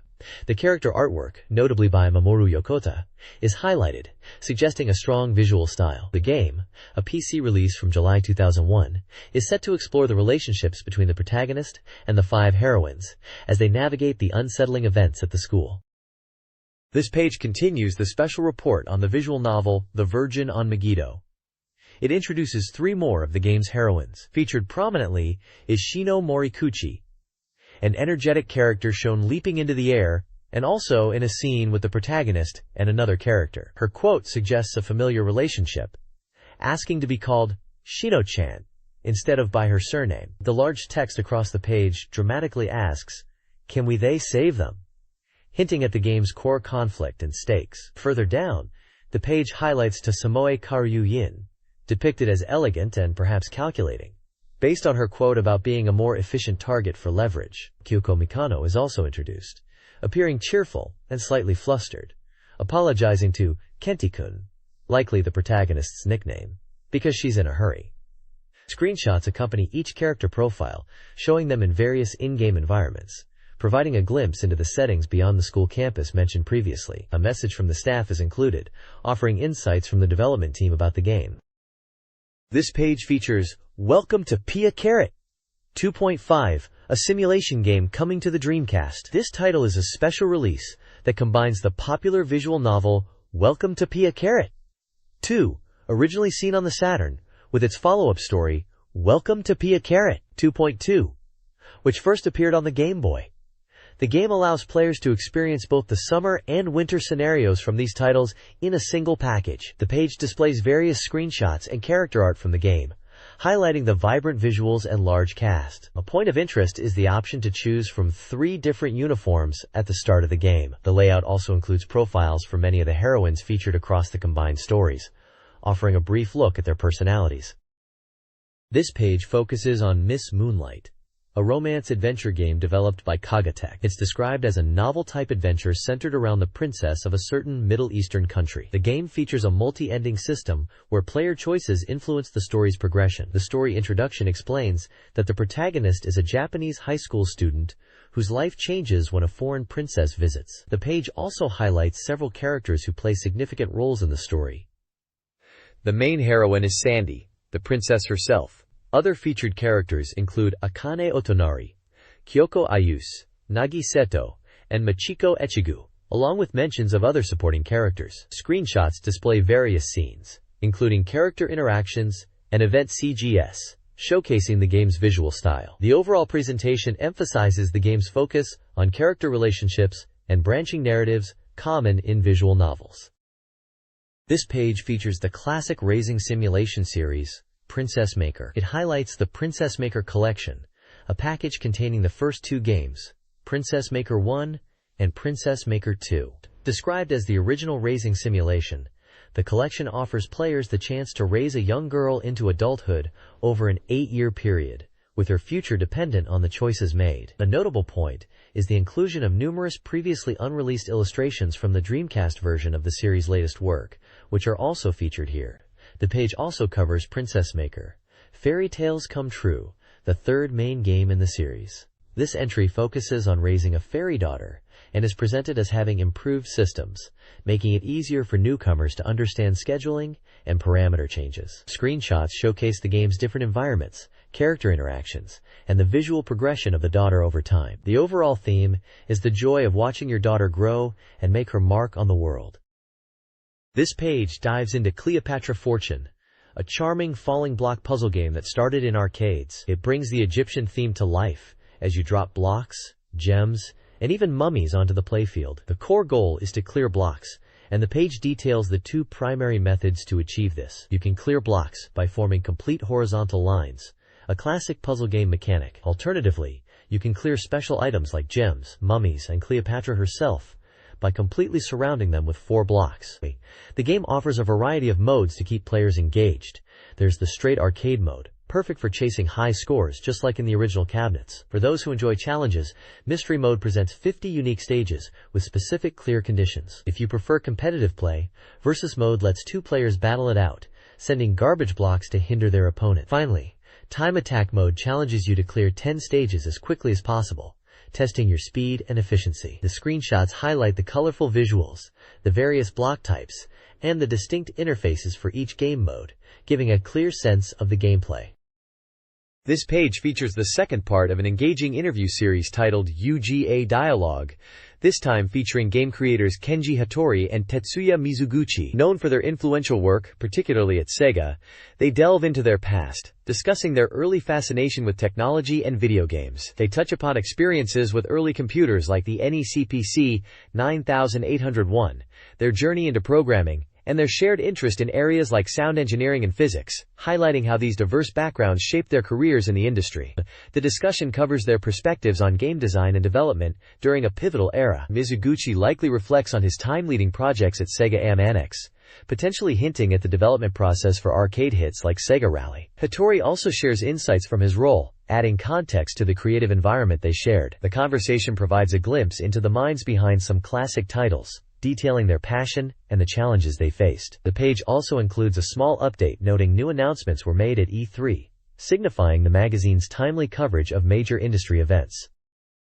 This page is all about the We Are DC Supporters program, run by Famitsu DC Magazine, highlighting the awesome perks available to dedicated Dreamcast fans. It lays out how supporters get access to exclusive online content, like a dedicated website brimming with hot news, release schedules, and updates, as well as a member Sonodally page for interacting with other fans. Plus, there's a weekly email magazine delivering the latest Dreamcast info straight to your inbox, A major draw is the Dory Point system. By contributing content or feedback to the magazine, supporters earn Dory Points, which they can cash in for cool prizes. These range from exclusive merchandise like special pens and phone cards, to valuable gear such as a visual memory unit, VMU, Dreamcast software, or even peripherals like a keyboard. The page also mentions a ranking based on accumulated Dory Points, where the top contributors by the end of 2001 receive special commemorative trophies and bundles of software, really rewarding the most active members of the community. It's a cool way to engage the player base and give back for their passion. This page dives into the Dory Supporter Corner, kicking off with excitement for upcoming releases like Phantasy Star Online Ver. 2 and Crazy Taxi 2. It highlights the reader submission section, showcasing fan art from dedicated Dreamcast players. These submissions are part of the Dory Supporter Program, where contributors earn points for their work. The page features various illustrations, including detailed pieces related to Biohazard Code, Veronica, and vibrant character art inspired by games like Phantasy Star Online. There's also a section highlighting this week's recommendation, featuring a picture of Eriko Christie, who is likely recommending a game or related content. The Let's Color Illustrations segment displays more fan-submitted artwork, covering a range of styles and showcasing the community's passion for Dreamcast titles. This page features the Reader Mail Corner, Letter Heaven, where fans share their thoughts and experiences. Many readers talk about their gaming lives, including playing titles like Phantasy Star Online and Gundam. Some reflect on the social aspects of gaming, discussing connections with friends, or the feeling of playing alone. The page also introduces various staff personalities who share brief updates. Additionally, a section titled, That's How I Was, recounts reader and staff anecdotes, often humorous, about how they spent the long rainy season, touching upon activities like going to the arcade or encountering popular game merchandise, such as Pokemon items. This page is a reader contribution section titled, The Private 3 Million Trigger Support Group, where fans send messages of support and feedback to game companies and development teams. It includes messages directed at Sega, Sonic Team, Grandia developers, Crazy Taxi developers, Key, Overworks, Soul Calibur developers, Hitman developers, and Smilebit developers. Readers share their appreciation for games like Phantasy Star Online, Grandia 2, Crazy Taxi, and Sonic Adventure, offering compliments and suggestions. There's a section dedicated to cheering on the Dreamcast console, asking readers to send intense comments about game characters. The page also features humorous and critical comments from readers, including remarks about the Dreamcast's visual memory unit storage cost. One block is 12 yen and 50 sen. Images on the page include the Sonic Adventure 10th anniversary logo, screenshots of the Dreamcast console and VMU displaying character graphics, and character art likely related to games or visual novels mentioned. The page also includes a public service announcement section, warning readers about chain emails and urging them to ignore suspicious messages, particularly those involving idols, and highlights the potential costs associated with dealing with them. Overall, it's a lively fan corner filled with direct messages to developers, console support, and community commentary. This page is a vibrant collection of reader contributions, showcasing fan creativity and opinions on their favorite games and characters. One section poses the question, What if?, inviting fans to imagine beloved characters in unusual scenarios, featuring illustrations like members of the Imperial Army from the Sakura Wars series enjoying a summer vacation. Another segment, the Character Fan Corner, is dedicated to celebrating favorite characters, particularly female ones. It features fan art and discussions about characters like Alexia Ashford from Resident Evil, and mentions characters from Shenmue and Sonic Adventure, highlighting fan favorites such as Chaos 2. Further down, readers share insightful life lessons they've gleaned from playing games in the Important Things I Learned from Games section, referencing titles like Phantasy Star Online and Seemingly Dark Cloud. The page is rounded out by a remix manga strip focused on Shenmue, offering a lighthearted take on Ryo Hazuki's adventures, including his iconic forklift job, providing a humorous look at the game's unique elements. It's clear this page is a hub for passionate fans to connect and share their love for games. This page features various fan contributions and game spotlights. The supporters message board section displays messages from fans across Japan, sharing their thoughts on games and characters, accompanied by charming small illustrations. One message mentions enjoying the monthly illustration corner, hinting at the magazine's regular features. A special announcement promotes a MISO character grand gathering contest for the upcoming release of Phantasy Star Online Ver.2. Fans are invited to submit details and artwork of their characters to be featured, showcasing their unique avatars and personal PR. The Saturn Dreams section recommends Sega Saturn titles, highlighting Mobile Suit Gundam Side Story 2i and the puzzle game Nightmare. The section includes small character art related to these games. Furthermore, a section titled Looking at Neighboring Supporters HP points readers to fan-made websites, suggesting places online where fans gather and share content. Finally, the page dedicates space to the Sega Saturn title Nightmare, released in 1995. It's described as a puzzle game, with a distinct atmosphere reminiscent of early to mid-90s anime and its background music. An image from the game is shown, featuring pixel art characters in a fantastical setting. The content clearly focuses on community engagement and highlighting notable games. This page features the editor-in-chief's column discussing the recent E3 show, highlighting strong impressions of Sega's presence and anticipation for titles like Phantasy Star Online and the upcoming Jet Grind Radio Future on Xbox, along with other Xbox games, noting high expectations based on the presentations. The Q&A section addresses reader questions, including inquiries about the personalities of recurring characters or staff members named Orisama, Ole, and Rumina from the Letter Heaven segment, and questions about topics like visual memory. The section outlines the rules and current themes for reader submissions, inviting contributions for various magazine features like letters, character spotlights, and the previously mentioned MISO Character Grand Gathering contest, detailing how fans can send in their content. A multi-panel comic strip titled Guru Rishiko provides some lighthearted visual humor. Finally, a table lists the top-ranked Dreamcast games as of May 21, 2001, featuring titles like Revavias, Asuka, and Dance Dance Revolution, showing the current popularity ranking of games for the console. This page features a column by Takahashi Pianta titled DC Exchange Meeting, celebrating reaching the 500th weekly issue of their daily DC News email magazine. The author reflects on the journey of providing drink-related news to readers for over 2 years, discussing the evolution of the content and expressing gratitude for the reader support that allowed the column and news service to reach this significant milestone. Below that is a multi-panel comic strip titled Ima Demo Yumijibai, meaning something like Still a Dream Play or Dream Theater Even Now. This is volume 13, drawn by Kei Totsuka, featuring various cartoon characters in humorous scenarios. The right side of the page contains another recurring column called Pinbu Hitotoki by the president of Pinbu Software. This 15th installment focuses on the topic of developing a tennis game for the Dreamcast. The author discusses the challenges and thought process behind creating a tennis title, referencing games like the Power Smash series, known internationally as Virtua Tennis. The article is accompanied by an image of a Dreamcast-branded tennis ball, visually connecting the topic to the console. The author shares insights into the complexities of making a satisfying sports simulation, particularly a tennis game for the platform. This page features several columns related to gaming.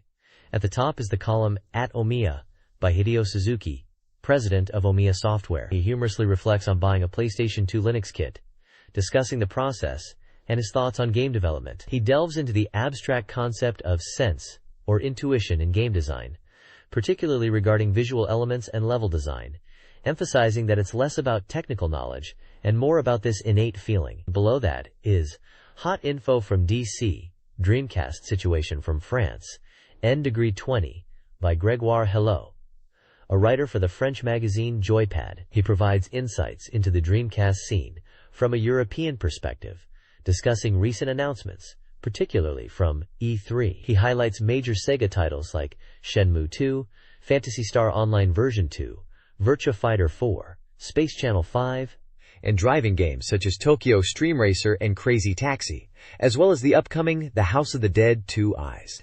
He expresses excitement for these titles and notes the continued support for the platform internationally. Finally, there's Greg's Recommended Corner, where Grégoire Helot offers game recommendations. The screenshots show gameplay from titles, including what appears to be Shenmue, and a fighting game, likely Virtua Fighter 4. He specifically recommends Shenmue 2 and Virtua Fighter 4.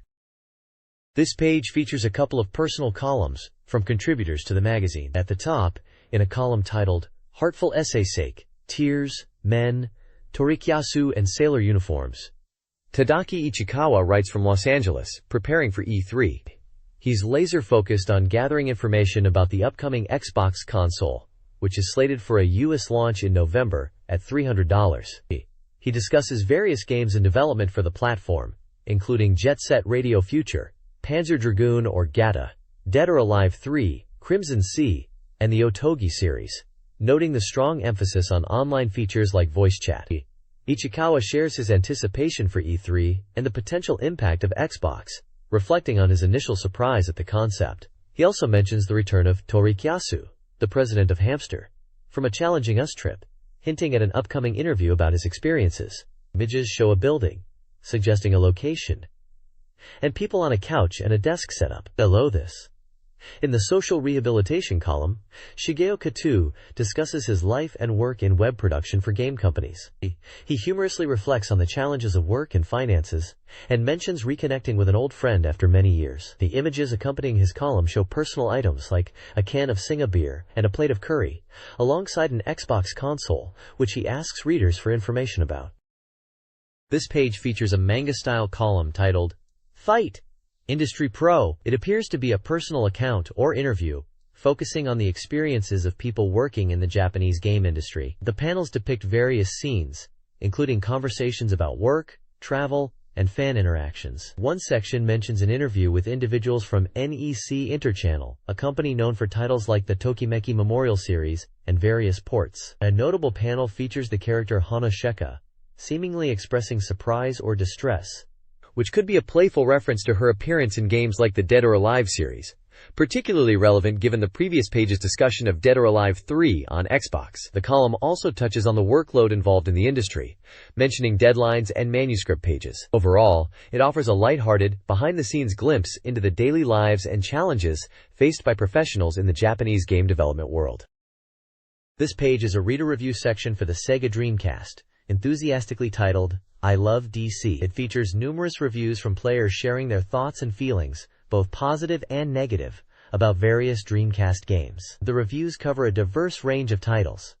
Players discuss games like Konohana, True Report, a visual novel, and a typing game based on Neon Genesis Evangelion. The unique simulation game Sega, which humorously depicts Sega's fight for survival, also receives comments. There's a review for Close 2, Inori no Oke, likely another narrative-driven game. The tank simulation Panzerfront is reviewed, with players remarking on its realism. Finally, the popular fighting game Capcom vs. SNK Millennium Fight 2000 is covered, with players giving their impressions of the crossover title.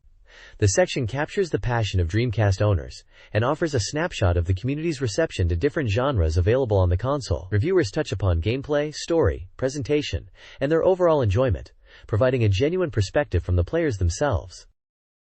This page shifts from reader reviews to editor picks, titled, Editors Fell in Love with This. It highlights games that various editors were hooked on during a specific period, listing a diverse array of titles across different platforms like Dreamcast, PlayStation 2, 64, and others. The main body features detailed reviews of some of these standout games. The editors praise titles like Sakura Wars 3, a significant entry in the popular adventure and strategy series. They raved about the sheer fun and stress relief of Crazy Taxi, where you race against the clock to deliver passengers. Virtua Tennis, known as Power Smash in Japan, was highlighted for its simple yet deep gameplay and realistic feel that kept editors playing for hours. The adventure game Love Hina, Tatsuzen no Engage Happening, and the acclaimed RPG Grandia 2 also received positive coverage, with editors sharing their impressions on their respective strengths, be it story, gameplay, or presentation. At the bottom, there's a section calling for reader submissions, encouraging fans to send in their own reviews of Dreamcast software, building on the community engagement theme seen on the previous page. This page dives into the online world of the Dreamcast, serving as a guide to network-compatible software and recommended websites. It's a neat look at how Dreamcast users could connect and interact online back then. The main highlight is Dream Studio, a game creation tool for the Dreamcast. The page announces a contest where users can create games using the software and submit them online for community voting. There were prizes up for grabs, including web money. It also mentions an online hub called the Edo-style Town Market, where players could download and play over 300 user-created games made with Dream Studio for free. This really shows the active community around the system. Additionally, The page details the online content for the hit game Sakura Wars 3. Is Paris Burning? Its official website offered exclusive content straight from the developers, including development reports, interviews, and even a web radio show, giving fans a deeper look into the game's creation and world, with regular updates to keep players engaged. It's cool to see how developers were using the web to connect with their audience even then. This page delves into the world of Dreamcast Direct, Sega's official mail-order service for the console, showcasing special offers and top-selling games. The page highlights exclusive limited edition sets available through Dreamcast Direct for popular titles like Capcom vs. SNK Millennium Fight 2000 Pro and Cul-de-Sac Second, featuring unique bonuses for dedicated fans. There's also a promotion for Sonic Adventure 2, celebrating its release with a special birthday pack edition. The page displays screenshots from Sonic Adventure 2, showing off its fast-paced action, and Phantasy Star Online version 2, emphasizing its online multiplayer gameplay. The reservation ranking reveals the most anticipated games. Phantasy Star Online version 2 holds the #1 position, reinforcing its status as a flagship online experience. Sonic Adventure 2 secures the second spot, and Capcom vs. SNK Millennium Fight 2000 Pro is third, indicating strong interest in these diverse genres. The manager's comments specifically praise Sonic Adventure 2 for its energy and competitive elements, noting how it builds on the series' legacy.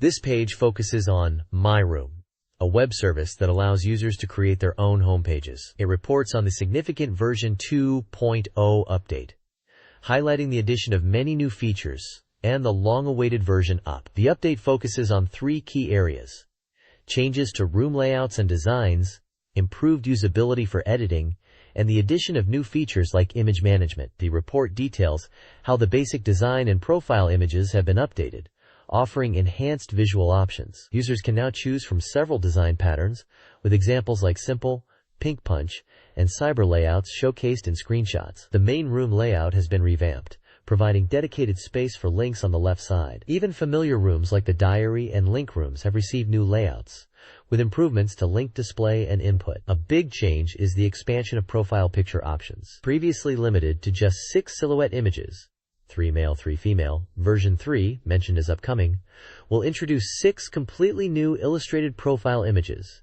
including charming anime-style characters and even a cat, giving users more personality options. The footer notes that My Room is a free homepage service and is associated with gaming, even referencing titles like Phantasy Star Online and Dragon Quest Monsters 2, placing it firmly within the gaming community's online activities. This page continues detailing the exciting evolution of the My Room web service, following up on the version 2.0 update previously discussed. It highlights significant usability improvements and introduces brand new features coming in version 3. Version 2.0 focused on enhancing the editing experience, making it much more user-friendly. Content creation is now easier, navigation is smoother, and managing links and plugins has been streamlined with dedicated editing screens. This update aimed to empower users to customize their spaces more effectively. Looking ahead to version 3, the service is adding powerful new capabilities. A major addition is the gallery function, allowing users to upload and showcase their images directly on their page, creating a visual space for shared photos. Social features are also being integrated, including the ability to create CH@B link rooms to connect with chat communities, and a footprint room to see who has visited your page. For those seeking privacy, a secret room feature is introduced, allowing the creation of private spaces accessible only to designated users or groups. Screenshots throughout the page demonstrate these features, showing the improved editing interface, the new gallery layout, and the screens for setting up the social and private rooms. The inclusion of this service, with its references to games like Phantasy Star Online and Dragon Quest Monsters 2 in the footer, clearly positions My Room as a key tool for gamers to build and share their online identities within the community. This page dives into the world of personal gaming websites with its Website Now feature, highlighting the Minazuki information page as the 13th site under the spotlight. The article celebrates the potential unlocked by individual creators leveraging the internet to share information. It introduces the Minazuki information page, a personal website run by a student named Minazuki, which began back in December 1997. The site focuses on providing gaming information and is noted for its unique approach, suggesting it involves some form of teamwork or collaboration despite being individually run. The article explores the philosophy behind the site, how it's maintained, and the challenges and rewards of operating a personal gaming hub. Screenshots give us a glimpse of the site's design, characteristic of the era, with its simple, text-based layout and navigation. The feature includes insights from Minazuki himself, discussing his motivations, how content is created and updated regularly, apparently weekly, and what drives him to keep the site going. It touches on the process of gathering information and ensuring the site remains a valuable resource for visitors interested in games. The Today's Guest section formally introduces Minazuki, describing him as a student from Nagoya and the site's operator handling design, content, and updates, alongside Masahiro, likely involved in planning or collaboration, also from Nagoya. This page really captures the spirit of early internet gaming communities built by passionate fans. This page continues the look at the Minazuki information page, with Minazuki explaining his approach to design, preferring minimal color, and focusing on content creation, aiming for daily updates whenever possible. He emphasizes doing what he can rather than striving for impossible perfection, and discusses the effort and joy involved in managing a personal website, especially the interaction with visitors. He also mentions the goal of making the site more interactive and collaborative in the future. A feature highlights the impressive Game News Top 5 Plus Alpha, picked by creators. These are significant news events from the past few years, including the announcement of the PlayStation 2 specifications, the launch announcement of the Dreamcast, the news of the Dreamcast production being halted, the simultaneous announcement of Final Fantasy X, Final Fantasy Jagan and Final Fantasy X2, and information about Konami's Xanac X Xanac for PlayStation. Additional notable news points included details on Seaman and the announcement of Genmu, both for Dreamcast. There's also a homepage self-diagnosis section using a radar chart to visualize aspects like update frequency, content volume, and originality, along with a queue and a covering details like the site's start date in late 1997, daily access numbers around 3,000, software used like Photoshop, and the focus primarily on text content, though planning for video is mentioned. Finally, the page lists associated sites recommended by Minazuki and Masahiro, such as TechSide, Ku, and Snowy's Dream Cafe, described as other interesting game-related resources. This page features the 8th lesson in the Fighting Game Beginners course, 2D edition, part of the Kakuge Coliseum section. It delves into fundamental strategies for players new to the genre, focusing on how to effectively land hits and deal damage to opponents. The guide breaks down concepts like why your attacks might be missing, the importance of guarding, and techniques for making your attacks connect. It discusses analyzing situations, reading the opponent's movements, utilizing character-specific reach advantages, and the timing required for successful attacks and defenses. The text emphasizes thinking about the best ways to land hits, rather than just randomly attacking. Screenshots from fighting games, visually similar to Capcom titles, illustrate points like guarding stances and characters with distinct attack ranges. The section also includes a reference to Kazushi Sakuraba's teachings, drawing a parallel from the world of mixed martial arts to learning strategic principles in fighting games, suggesting the importance of studying and adapting. Overall, it's a practical guide aimed at helping beginners understand the core mechanics beyond just executing special moves. This page continues the Kakuge Coliseum section, featuring a masterpiece pickup on Street Fighter II-I. It praises the game's smooth, anime-like graphics and highlights the revolutionary parry system, describing it as a high-risk, high-reward defensive technique that allows players to block attacks without taking damage and immediately counter. The piece notes the game's enduring popularity, especially among dedicated fans. Building on fundamental fighting game concepts, the page also delves into more advanced strategies. Sections discuss intentionally creating perceived openings to bait opponents into making mistakes, utilizing spacing and movement like fake jumps to set up opportunities, and techniques for breaking through an opponent's guard using mix-ups like low attacks, throws, and high/low combinations. Screenshots illustrate these strategic concepts, likely using examples from Street Fighter II-I. Finally, there's a mailbag corner called Victor's Cry, where readers can send in questions and comments about fighting games, covering topics like game development and balance. Sakura Wars 3. Is Paris Burning? Welcomes the Imperial Combat Review's Flower Division from Tokyo to Paris. The article announces a reunion between protagonist Ichiro Ogami and familiar faces. Sakura Shinguji, Sumire Kanzaki, and Iris Chateaubriand. Their emotional arrival in Paris is highlighted with character portraits and screenshots. A special opening animation is featured on Disc 2, specifically for the 7th chapter, showcasing the Tokyo team with a new arrangement of their theme song. Screenshots from this opening display the Tokyo team in the Parisian setting. The overall tone is one of anticipation. Basic game information is provided, including developer, publisher, Sega, genre, dramatic adventure, platform, Dreamcast, and release date, March 22, 2001. The next page covers the reception party held in Paris for the Imperial Combat Review's Flower Division from Tokyo in Sakura Wars 3, Is Paris Burning? The arrival of the Tokyo team, now considered the seniors by the Paris Division, leads to immediate tension and clashes between characters from both groups. The page highlights specific confrontations, including Glycine vs. Sumire, Kochiko vs. Iris, and Erika vs. Sakura, detailing the sparks that fly between them. During the party, an impromptu dance contest is held between the Paris and Imperial teams. The Paris team performs the lively can-can, while the Imperial team also showcases their dance skills, described as surpassing the Paris team's performance. The page features screenshots depicting the reception, the character rivalries, and dynamic moments from the dance contest. This page moves from the Parisian reception to the core action of Sakura Wars 3.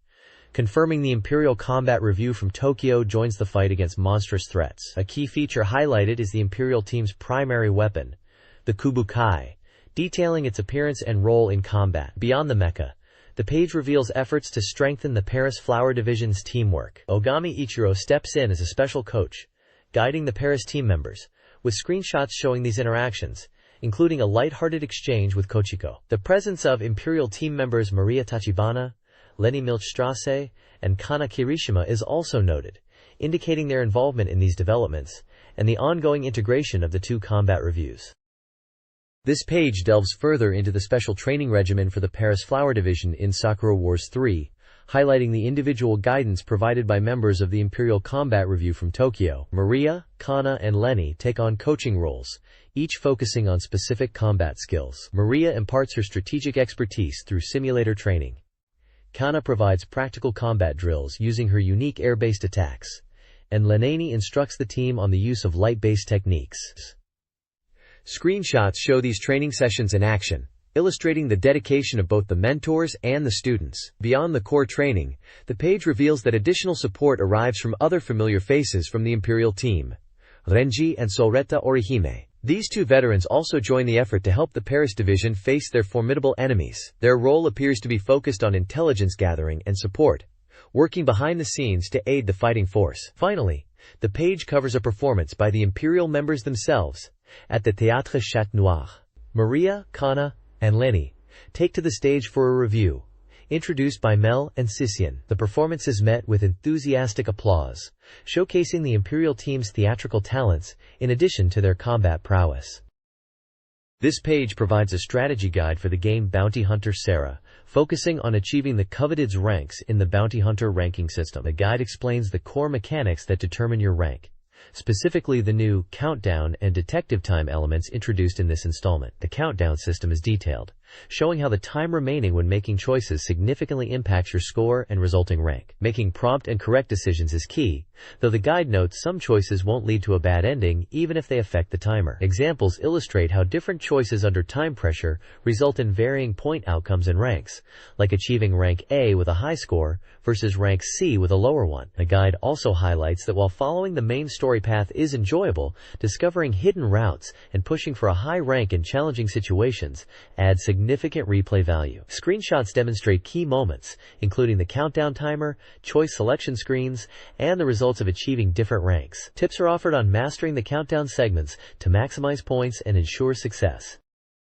This page continues the strategy guide for Bounty Hunter Sarah, focusing on mastering the detective time mechanic to avoid bad endings and explore the game's depths. It provides examples of crucial choices and their outcomes, demonstrating how selecting options like select 5 million yen leads to successful plot progression and higher rankings, while other initial choices might result in less favorable scores. The guide emphasizes that making the correct decisions during these time-sensitive events is key to progressing towards the good endings. The page then delves into the multiple endings and high replayability of Bounty Hunter Sarah. It highlights that even after reaching one ending, there's a whole new world to discover by playing through again and making different choices. Specifically, it mentions that completing the game unlocks the License arc and Fujin arc, revealing more about characters like Renard and Masaki, and offering significantly deeper story content. The Bad Ending Countdown and Detective Time section serves as a cautionary list of choices that lead to negative outcomes, guiding players on what to avoid if aiming for better endings. Overall,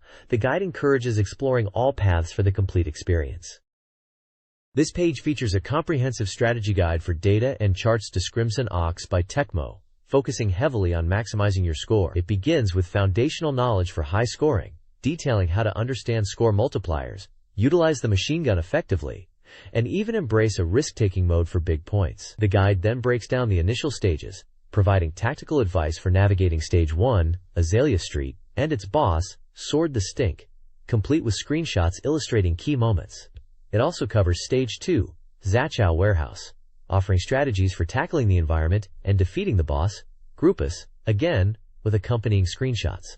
Each stage section concludes with specific tips tailored to earning the most score in that particular area, guiding players on optimal methods to rack up points throughout the game.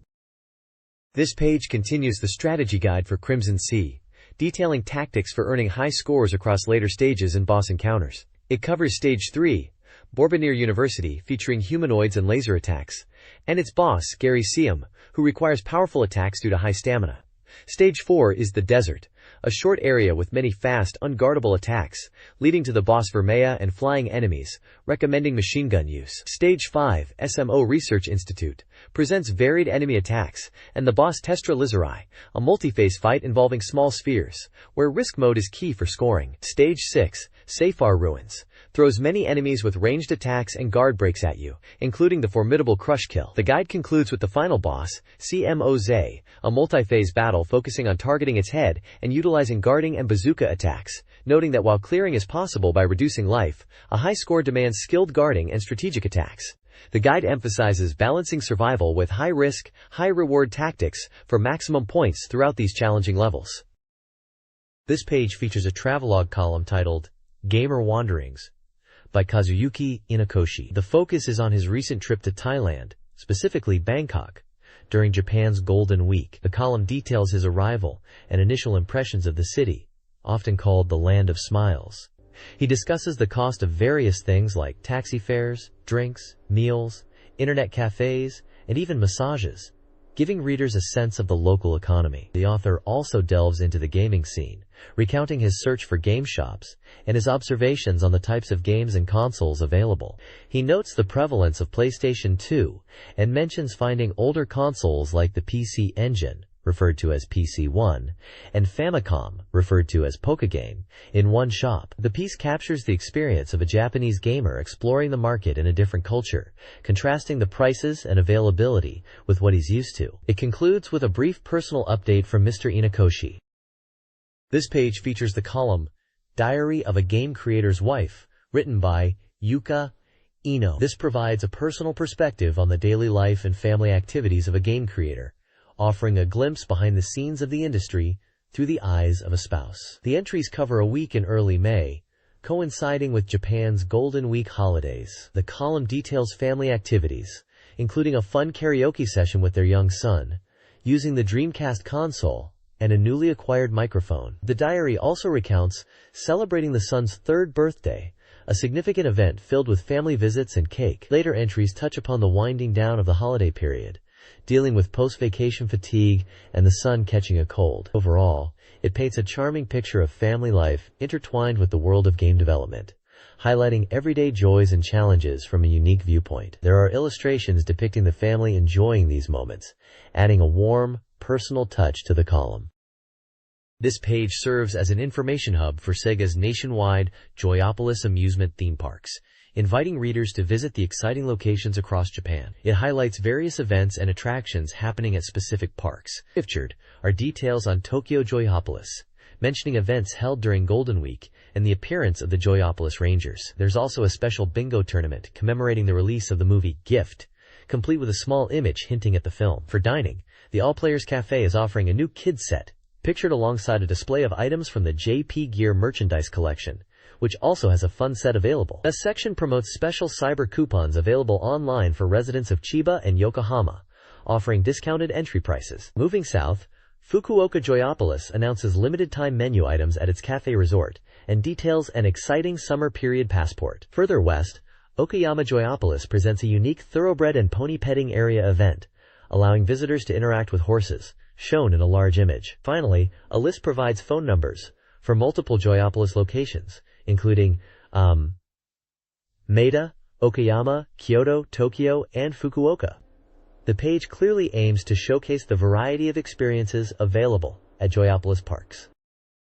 This page features the top 10 cooperation store list, although it actually presents an extensive directory rather than a simple top 10. It serves as a comprehensive list of retail locations across Japan that support Famitsu DC, meaning they are key retailers for Dreamcast games and the magazine itself. The bulk of the page is dedicated to listing hundreds of individual store names, categorized possibly by region, providing readers with a vast resource for finding retailers. On the right side, the page highlights major national retail chains and convenience stores that handle games, including prominent names like Jusco, Dai, GameStand, Lawson, and Family Mart, indicating wider distribution channels. Dated July 2001, the page acts as a practical guide for consumers looking to purchase games and related media at a wide variety of outlets.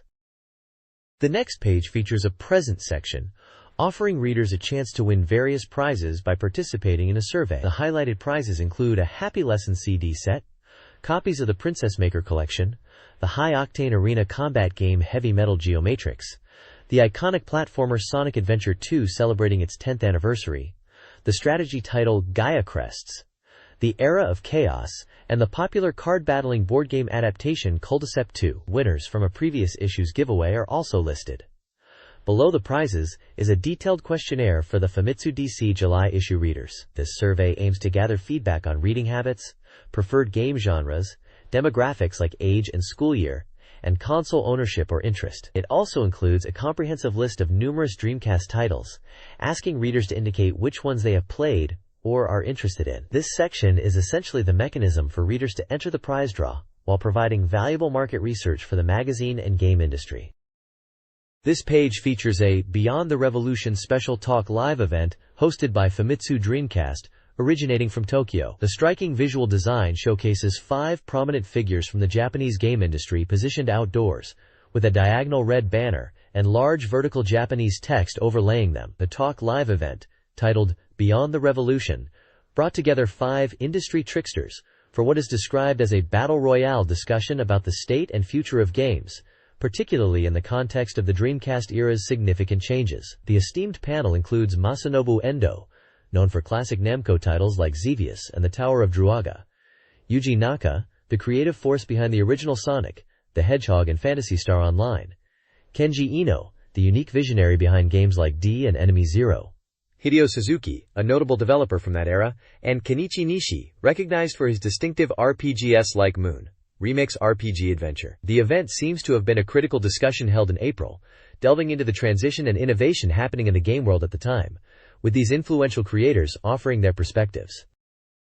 This page continues the Beyond the Revolution Talk Live event, featuring insights from 2 more influential game creators. First up is Kenichi Nishi, known for his distinctive RPGs. He believes the most impactful games in the future will be born from developers pouring their passion into projects they truly love. He notes the growing importance of PC development and highlights the shift towards online gaming, citing titles like Phantasy Star Online as examples of this evolution and what makes games feel fresh and interesting. Next is Norikazu Isino, the mind behind unique horror titles like Dai and Enemy Zero. He expresses concern that the industry is losing its sense of originality, stressing that games need to be fundamentally different to stand out. He reflects on the challenges of preserving game history and data, and the difficulty in communicating truly new concepts, suggesting the industry needs to push for more unconventional ideas like his own work, such as D2. The page also includes a glossary defining terms relevant to game design and technology discussed, such as matrix, dramaturgy, and frame rate, specifically mentioning the Dreamcast's ability to handle 60 FPS. Brief profiles for both developers and for Isao Okawa, a significant figure in the industry at the time, are also included. This page continues the discussion, featuring insights from Hidekazu Yukawa, Sega's senior managing director known for his appearance in the Dreamcast advertising campaign, and Yuji Naka, the head of Sonic Team. Yuji Naka talks about the technical challenges of game development, focusing on achieving a smooth frame rate. He explains their goal of running Sonic Adventure 2 at 60 frames per second, discussing the difficulties compared to Sonic Adventure's varying frame rates and the transition from 2D to 3D gameplay. He notes that while aiming for 60 FPS, it's a complex task. Hidekazu Yukawa shares his reflections on the Dreamcast era, acknowledging the difficulties faced in the market and the intense competition. He expresses his dedication during that time, including his role in the famous promotional campaigns, and conveys his appreciation for the fans despite the console's eventual outcome. The discussion also touches upon the future of gaming, highlighting the importance of network connectivity, exemplified by titles like Phantasy Star Online, as a key factor in creating innovative and engaging experiences. There's also a contemplation on whether the game industry is truly reforming, suggesting that genuine progress relies on developers focusing on making games that are fundamentally interesting and offer fresh concepts, rather than just structural changes. Additionally, small sections mention V-Cinema, direct-to-video films, and online services like those offered by NTT Docomo, along with the definition of edge in the context of being at the forefront of creativity. This page continues the conversation with Sega's Hidekazu Yukawa and Yuji Naka of Sonic Team, delving deeper into the challenges and future of game development. Hidekazu Yukawa discusses the difficulty of investing significant funds into new creative ventures, and the challenge of positioning themselves to expand the horizons of gaming. He touches upon the state of the industry, questioning whether it's truly evolving or just making superficial changes, emphasizing the need for games that are fundamentally interesting and offer novel experiences. The importance of network gaming, highlighted by titles like Phantasy Star Online, is also mentioned as a crucial element moving forward. Yuji Naka talks about the inherent challenge presented by new hardware and the complex transition from 2D to 3D game design. He specifically brings up the effort to achieve a smooth 60 frames per second in Sonic Adventure 2, contrasting it with the technical difficulties faced during Sonic Adventure's development. Naka also draws a comparison between the game industry and the Japanese film industry, suggesting both need to invest in nurturing new talent and ideas to truly advance. The page features portraits of both speakers, images of a Nintendo GameCube and PlayStation 2 controller, and screenshots that appear to be from Sonic Adventure 2. The discussion touches upon various consoles like Dreamcast, PS2, and GameCube, as well as network technologies like NTT Docomo and PHS. The next page dives deeper into the Talk Live event, reflecting on its atmosphere and the insights shared. The main article provides a retrospective on the session, highlighting the engaging discussions about the challenges and future of game development, particularly in the context of Sega's Dreamcast era. It touches upon the difficulty of breaking new ground, the evolution of game mechanics, and the crucial role of online gaming as exemplified by titles like Phantasy Star Online. Below this is a postscript from the organizers, Kato Hisato and Kitane Noriko, offering their personal reflections on hosting the Talk Live sessions. They emphasize the value of hearing directly from creators about the realities of development, the push for innovation, and the unique position of the Dreamcast in the industry at the time. On the right, a section titled History of Talk Live provides a chronological overview of previous sessions. It lists the dates, topics, and guests for each event, showcasing the range of subjects covered over the series, from starting a company and technical challenges, to the creative process and the impact of network gaming. This section serves as a useful timeline, demonstrating the depth and breadth of discussions fostered by Famitsu DC's original series. This page features a strategy guide for Crazy Taxi 2. At the top, there's a vibrant image showcasing the game's drivers standing in front of their distinctive yellow taxis, highlighting the core cast and vehicle from the game. The headline teases the depth of the game's 2 maps and the significant replayability offered by the minigame collection. The main body of the page breaks down essential techniques needed to master the game, referring to them as required skills for enjoying Crazy Taxi 2. It details 3 key maneuvers: the Crazy Dash for getting off the line quickly, the Crazy Hop for jumping over obstacles or finding shortcuts, and the Crazy Drift for navigating tight corners and maintaining speed. Each technique is explained with its purpose and includes small screenshots demonstrating it in action, illustrating how these moves are critical for achieving high scores and navigating the bustling streets of the game's cities efficiently. The guide emphasizes that practicing these foundational techniques is crucial for success. This page continues the Crazy Taxi 2 strategy guide, focusing specifically on the Crazy Pyramid minigame collection. It explains that the minigames serve as an excellent way to practice and perfect the essential techniques introduced earlier, such as the Crazy Hop, Crazy Drift, and Crazy Dash. Players start with a set number of minigames, and by clearing these, they unlock progressively more difficult challenges, ultimately leading to a tough final stage featuring a boss game. Beating the set norm times is key to progressing and unlocking everything. The main section of the page introduces 9 specific minigames from the collection. It describes each game's objective, highlighting how they challenge different skills like precise hopping over obstacles in Crazy Jump and Crazy Ramps, navigating tight courses with drifting in Crazy Road and Crazy Turn 2, hitting targets in Crazy Golf, or maintaining speed and control in Crazy Jam 2. For each game, target scores and the editor's own high scores are listed, providing players with clear goals to aim for as they strive to master these techniques and climb the leaderboards. Screenshots accompany each description, illustrating the challenges players will face. This page continues the strategy guide for Crazy Taxi 2, shifting focus to the Around Apple City map. It emphasizes the critical importance of memorizing the map and mastering fundamental techniques to quickly deliver customers and earn money. Main visual is a detailed map of the Around Apple area, clearly marking numerous numbered destinations. A corresponding list provides the names for each of these locations, such as the zoo, police station, hospital, stadium, various stores like Gap and HMV, the courthouse, bank, university, and more. The guide explains that navigating around Apple smoothly requires solid technique. Screenshots scattered across the bottom illustrate specific points of interest or potential shortcuts within the map, highlighting places like the Botanic Garden, factory, cemetery area, hotel, and church, suggesting that understanding these locations and their connections is key to finding the most efficient routes. The overall message is clear.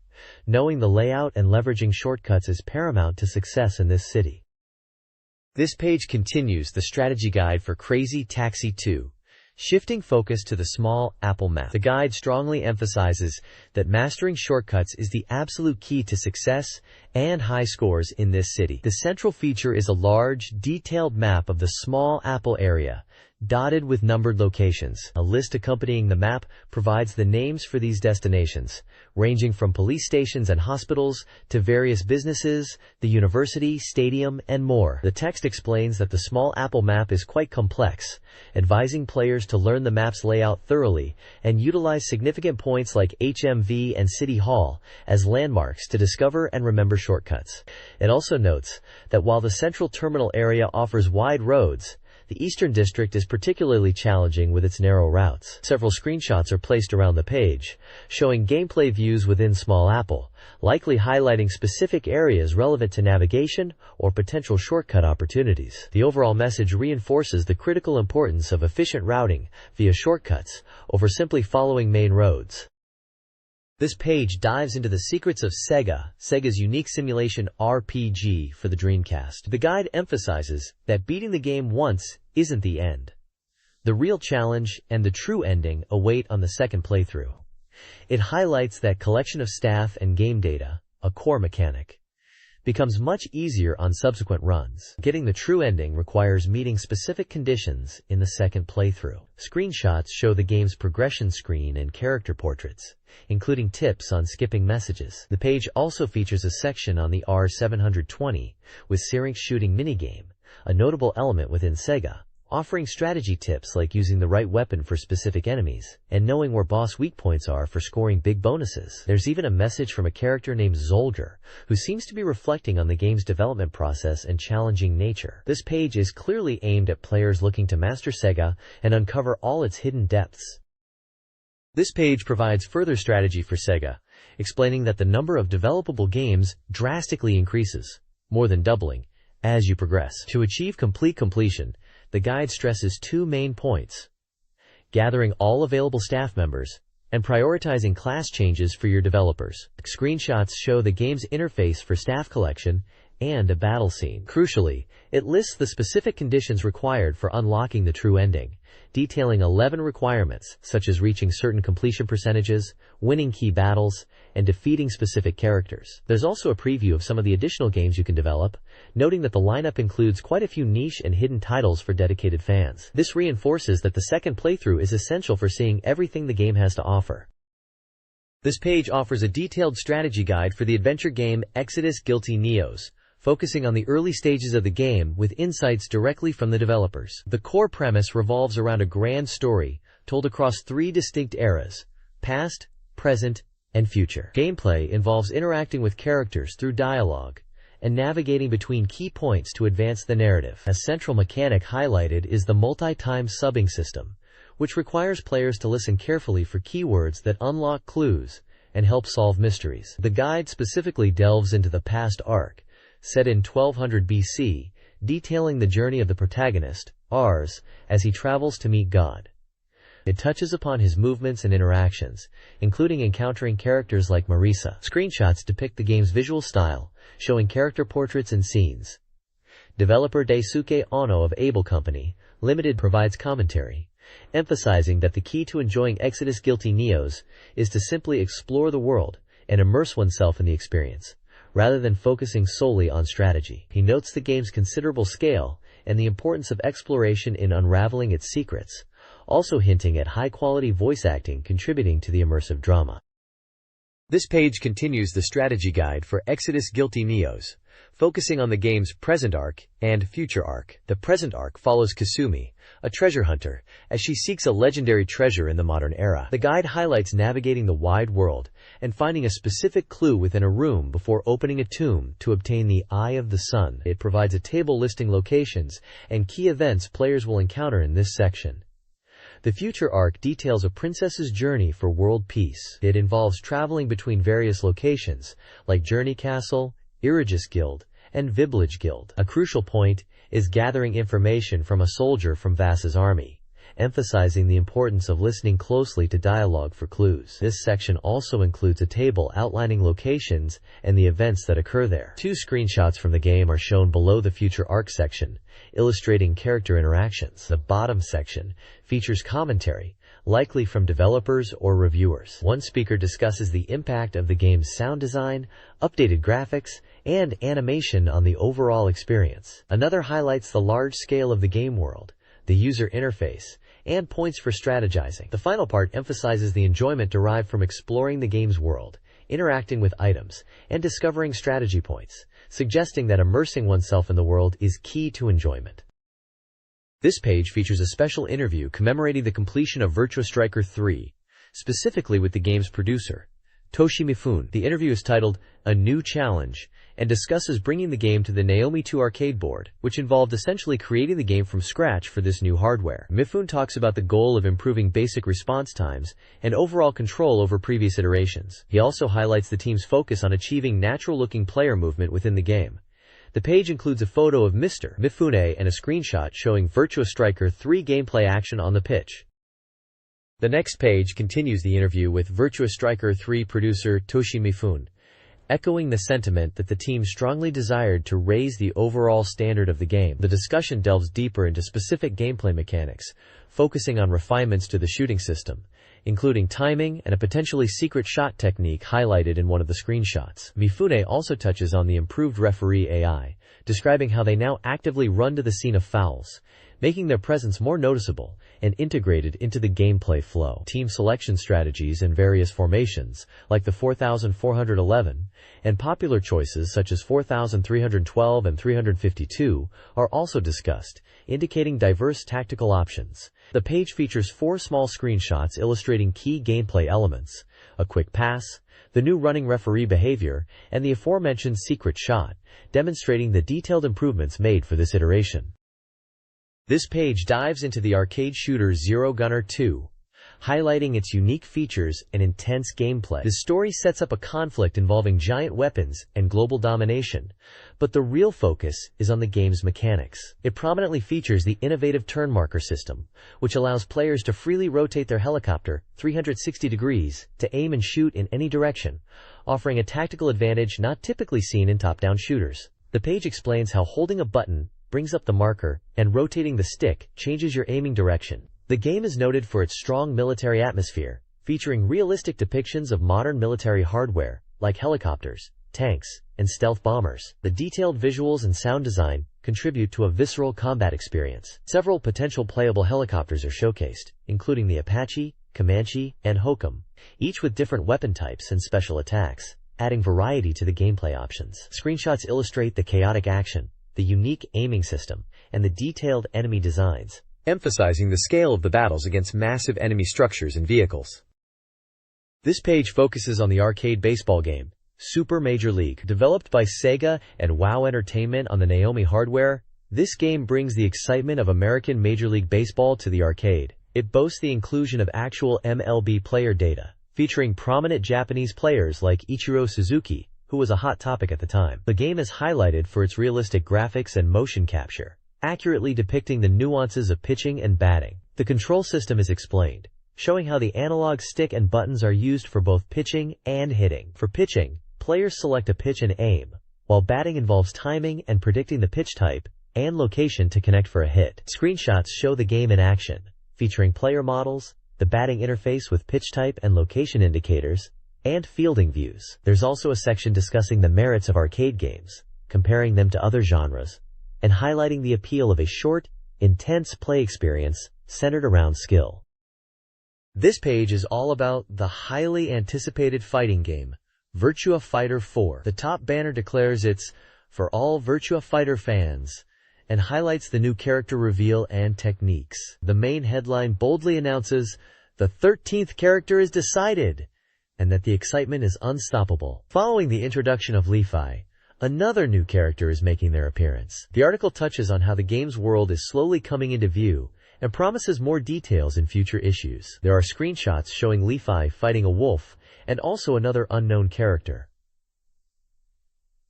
The focus then shifts to the newly revealed character, Vanessa Lewis. Described as the 13th character and a white female fighter, she works as a bodyguard for a prominent figure. Her true motive is revenge for her father's murder, and she is participating in the tournament to find the culprit. She's also mentioned to have a background in mixed martial arts. Below that, the page teases, "New techniques! Can you see the evolution of the fight?" It showcases new moves for established characters. Akira Yuki is featured with descriptions of throws and powerful striking techniques that lead to unique stun effects. Screenshots demonstrate a multi-part throw sequence called Kasanete Tenkai. Aoi Umenokuji is also shown with new joint locks and throws, emphasizing timing and anticipation. The game is listed as being developed by Sega's AM2 division and runs on the Naomi 2 and Versus hardware. It's clearly aiming to push the envelope for the series.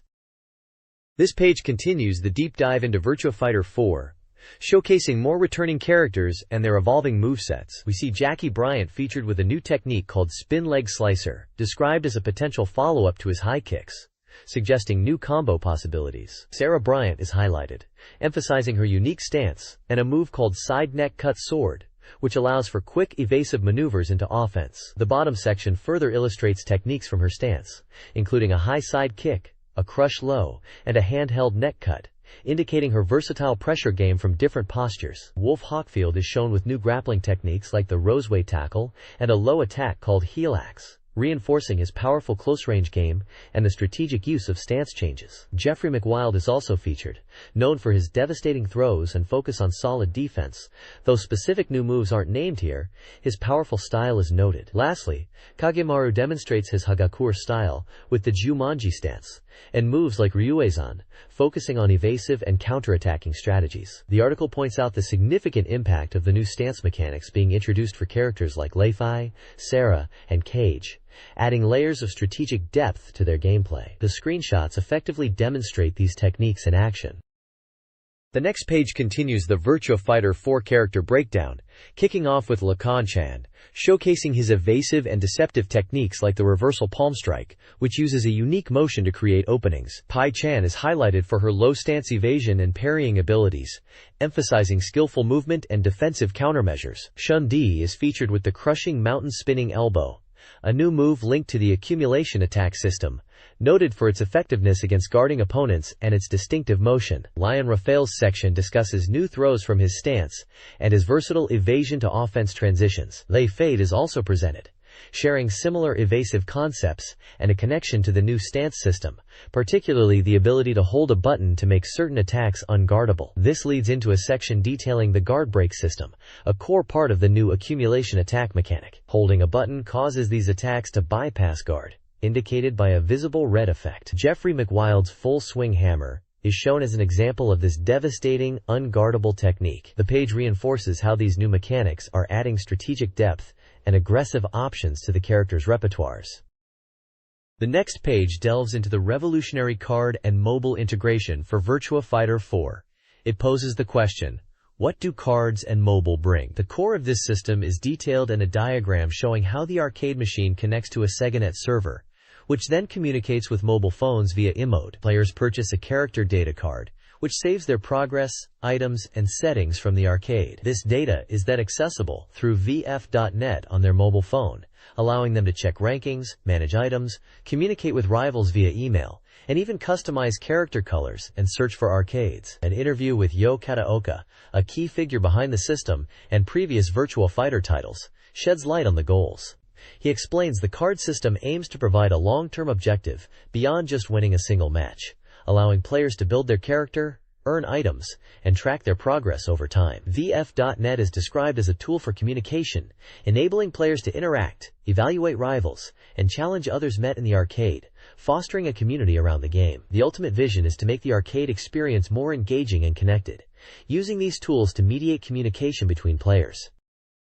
This page delves into the history of Sega consumer hardware, focusing on the later years of the Sega Mega Drive, Genesis, and the introduction of the Super 32X add-on. It highlights the Mega Drive's remarkably long lifespan, which extended well past the release of the Sega Saturn, continuing to receive software support for years. The page notes the unique and sometimes quirky packaging designs that appeared during this twilight period. It then introduces the Super 32X, described as another chapter in Sega's history. Released shortly after the Saturn in Japan, the 32X was designed as an upgrade for the Mega Drive, aiming to boost its graphical capabilities with dual Shach-2 processors. The page includes a performance comparison, using screenshots from Afterburner 2 to illustrate the graphical improvements the 32X offered over the standard Mega Drive version. Games like Alien Soldier, a frantic run-and-gun title, are presented as examples from this late Mega Drive/32X era. Finally, the page connects this history to the game Sega's strategy simulation, showing how it incorporated elements representing the Mega Drive and 32X as part of the company's legacy.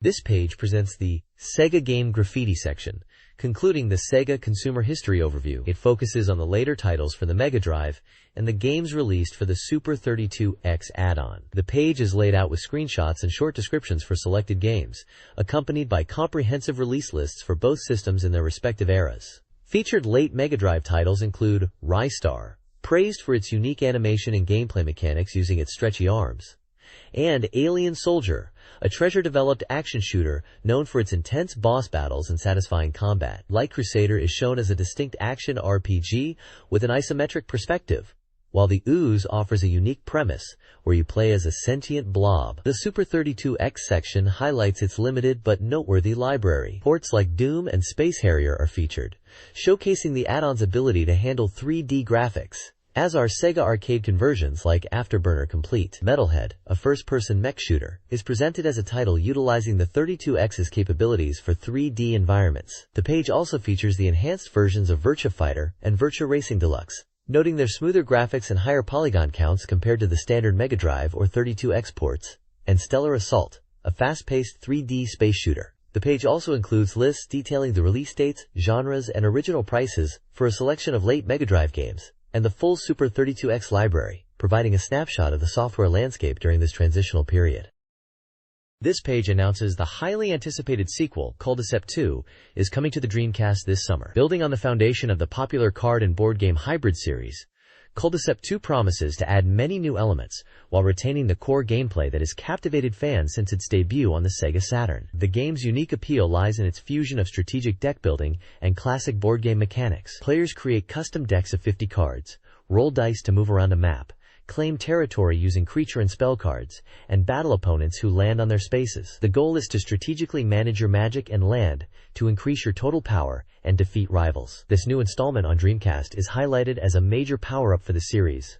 Screenshots showcase the familiar board layout, character interactions, and card battle screens. The page also emphasizes a significant new feature: online multiplayer support, allowing players to compete against opponents across the nation, in addition to battling AI. The article briefly traces the series' history, starting with the original Culdicept on Saturn in 1997, noting its success and the subsequent PlayStation releases, which expanded the game. The focus remains on the deep strategic gameplay, beautiful card illustrations, and expansive world that have made the series a lasting favorite. This page delves deeper into the enhancements coming in Culdicept 2 for Dreamcast, emphasizing a significant boost in visuals and content volume. It proudly announces that the game will feature over 450 different cards, each boasting brand new illustrations, a major increase from previous entries. The article highlights the involvement of renowned creators who have contributed their artistic talents, bringing a diverse range of styles to the game's expansive card library and world. Examples of the stunning card art, such as the dragon and Mygol creatures, are displayed, showcasing the detailed and vibrant visuals. Beyond the aesthetics, the game's AI is also getting a major upgrade, particularly in the story mode, promising a more challenging and engaging single-player experience. The screenshots provide glimpses of the improved graphical fidelity on the Dreamcast, showing detailed creature models in battle and characters interacting on the board. Overall, the page conveys that this sequel is not just an expansion but a comprehensive power-up for the beloved series, leveraging the new hardware to deliver a richer experience.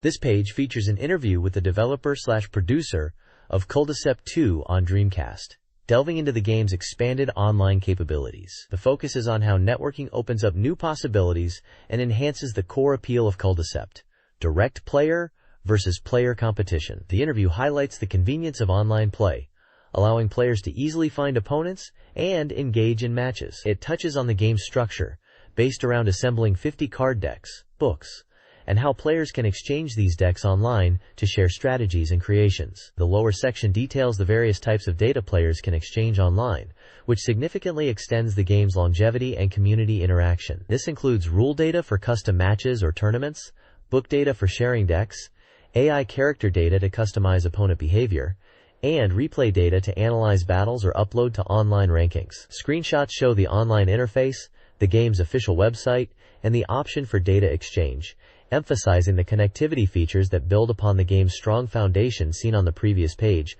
with its visual and content upgrades. The ability to share so much data allows for a truly dynamic and long-lasting online community.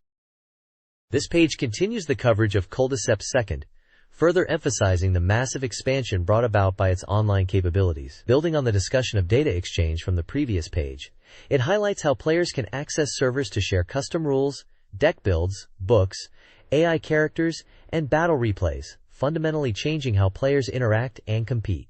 However, the most exciting part for fans is the detailed breakdown of core gameplay changes in the new game. Culdicept 2 introduces significant system adjustments. Notably, the traditional races, like Beast, Undead, and Plant, have been abolished, with their unique characteristics now integrated directly into individual creature cards. The developers have also undertaken a major balance review, adjusting the cost and power of cards, strengthening weaker ones and tweaking stronger ones, alongside reviewing items and weapons for overall fairness. Furthermore, the game introduces entirely new abilities for creatures and command cards, such as the Living Idol concept and the Aidling series, adding fresh strategic layers to the game. Screenshots illustrate some of these points, showing new cards like the Shutter Spell and creatures with their stats, including an example from the new Aidling type.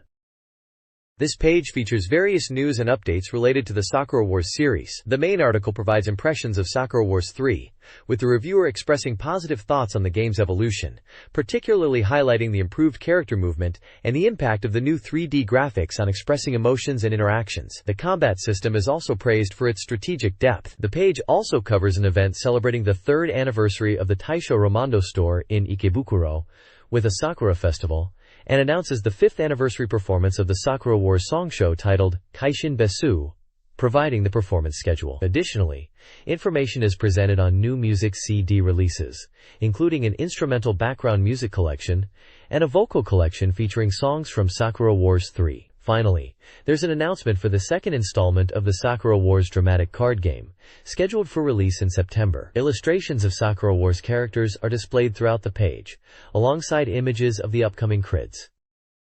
This page kicks off the Pick Up New Release section, highlighting games featuring charming female characters for the season. The primary focus is on Inu Ryuko Roommate for the Dreamcast, an adventure game from Data M Polystar. This title scored an impressive 90%. The game puts you in the shoes of a student who's failed university exams and returned from America, now living with the popular character Ryuko Inoue. The description emphasizes the heart-pounding events and moments of daily life shared with Ryuko, building on previous games in the series by focusing on her high school routine. Screenshots show various scenes, including Ryuko in pajamas and interacting with her dog, with captions hinting at intimate or everyday moments. The page also introduces some characters, including Ryuko herself, described in the context of her return from America due to her father's work. A new character, Megumi Yagisawa, is also featured, described as Ryuko's relative or friend, known as a cheerful girl who is popular with fans of the series. The section includes character art and screenshots showing interaction between Ryuko and Megumi, showcasing the cast you'll encounter. This page continues the Pick Up New Release feature, showcasing more games starring captivating female characters. First up is the Dreamcast port of Dream of Fate, Fate of Heart, a text adventure previously on PlayStation. It tells the story of a young pilot meeting strange girls. The Dreamcast version boosts the experience with over 50% of its event CG corrected and adds entirely new graphics, plus promises downloadable scenarios and additional CG. It scores 70% and features characters like Mizuho and Shizuku alongside the protagonist, shown in various scenes. Next, we see the highly anticipated Dreamcast port of Air.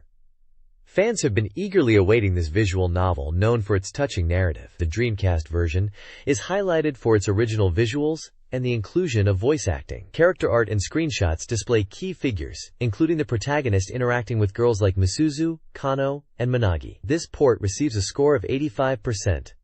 Finally, the page introduces Memories Off Second, the sequel to the popular visual novel. The reviewer notes that the successful heartbreaking theme from the first game carries over. The section focuses on introducing three main characters: Shirokawa Hotaru, a piano student, Tobias Tomoe, age 22, and Shirakawa Kaya, who is in high school. Character art and scenes from the game, set in the familiar Sakurazaka location, are shown. Memories Off Second scores 45%. This page presents a comprehensive look at upcoming software releases for the Dreamcast console, essentially providing a future roadmap for gamers. It details numerous titles, including their planned release timing, publisher, price, genre, and compatibility with online play, and various peripherals like VGA boxes or arcade sticks. The schedule features a mix of genres, from action and racing to RPGs and simulations. Notable sequels are listed, such as the highly anticipated Crazy Taxi 2, Phantasy Star Online Ver. 2, and Sonic Adventure 2. Interestingly, there's an entry that appears to list Resident Evil Code Veronica under a different name like House of the Dead 3, which is likely a placeholder or a typo, but Code Veronica was a massive title for the console. Other major games, like Virtua Tennis 2, Power Smash 2 in Japan, and Metropolis Street Racer, are also included. A small blurb at the top right expresses relief that the delay for Phantasy Star Online Ver. 2 was only 1 week, highlighting the excitement surrounding that game. Additionally, a section at the bottom promotes game rentals at Tsutaya stores across Japan, listing some of the key titles available, including many heavy hitters like Virtua Fighter 3 TB, Virtua Tennis 2, and the aforementioned Resident Evil Code Veronica. It serves as a handy guide for players looking to try out popular Dreamcast games. The next page provides a look ahead, focusing on the upcoming Famitsu DC issue. Prominently featured is a preview section highlighting a special emergency feature alongside extensive Dreamcast information. This includes the latest details on highly anticipated titles such as Shenmue 2, Sonic Adventure 2, and Culticept 2nd. An illustration of Rouge the Bat from Sonic Adventure 2 is also displayed. A preview announces that this must-buy August issue is scheduled for release on June 30th, Saturday, at a special price of 590 yen. To the right is a calendar and schedule listing upcoming game releases and events throughout May and June. This provides players with a roadmap for new titles hitting the Dreamcast, including games like Crazy Taxi 2, Phantasy Star Online Ver 2, Confidential Mission, Capcom vs SNK Millennium Fight 2000 Pro, and Magic: The Gathering. Below the preview and schedule are editorial notes, offering reflections and insights from the magazine's team on various topics, likely related to games and the industry. Following this is a list of the staff involved in producing Famitsu DC, detailing the various roles and contributors who bring the magazine to life. Finally, contact information is provided for readers to send feedback and inquiries regarding future issues.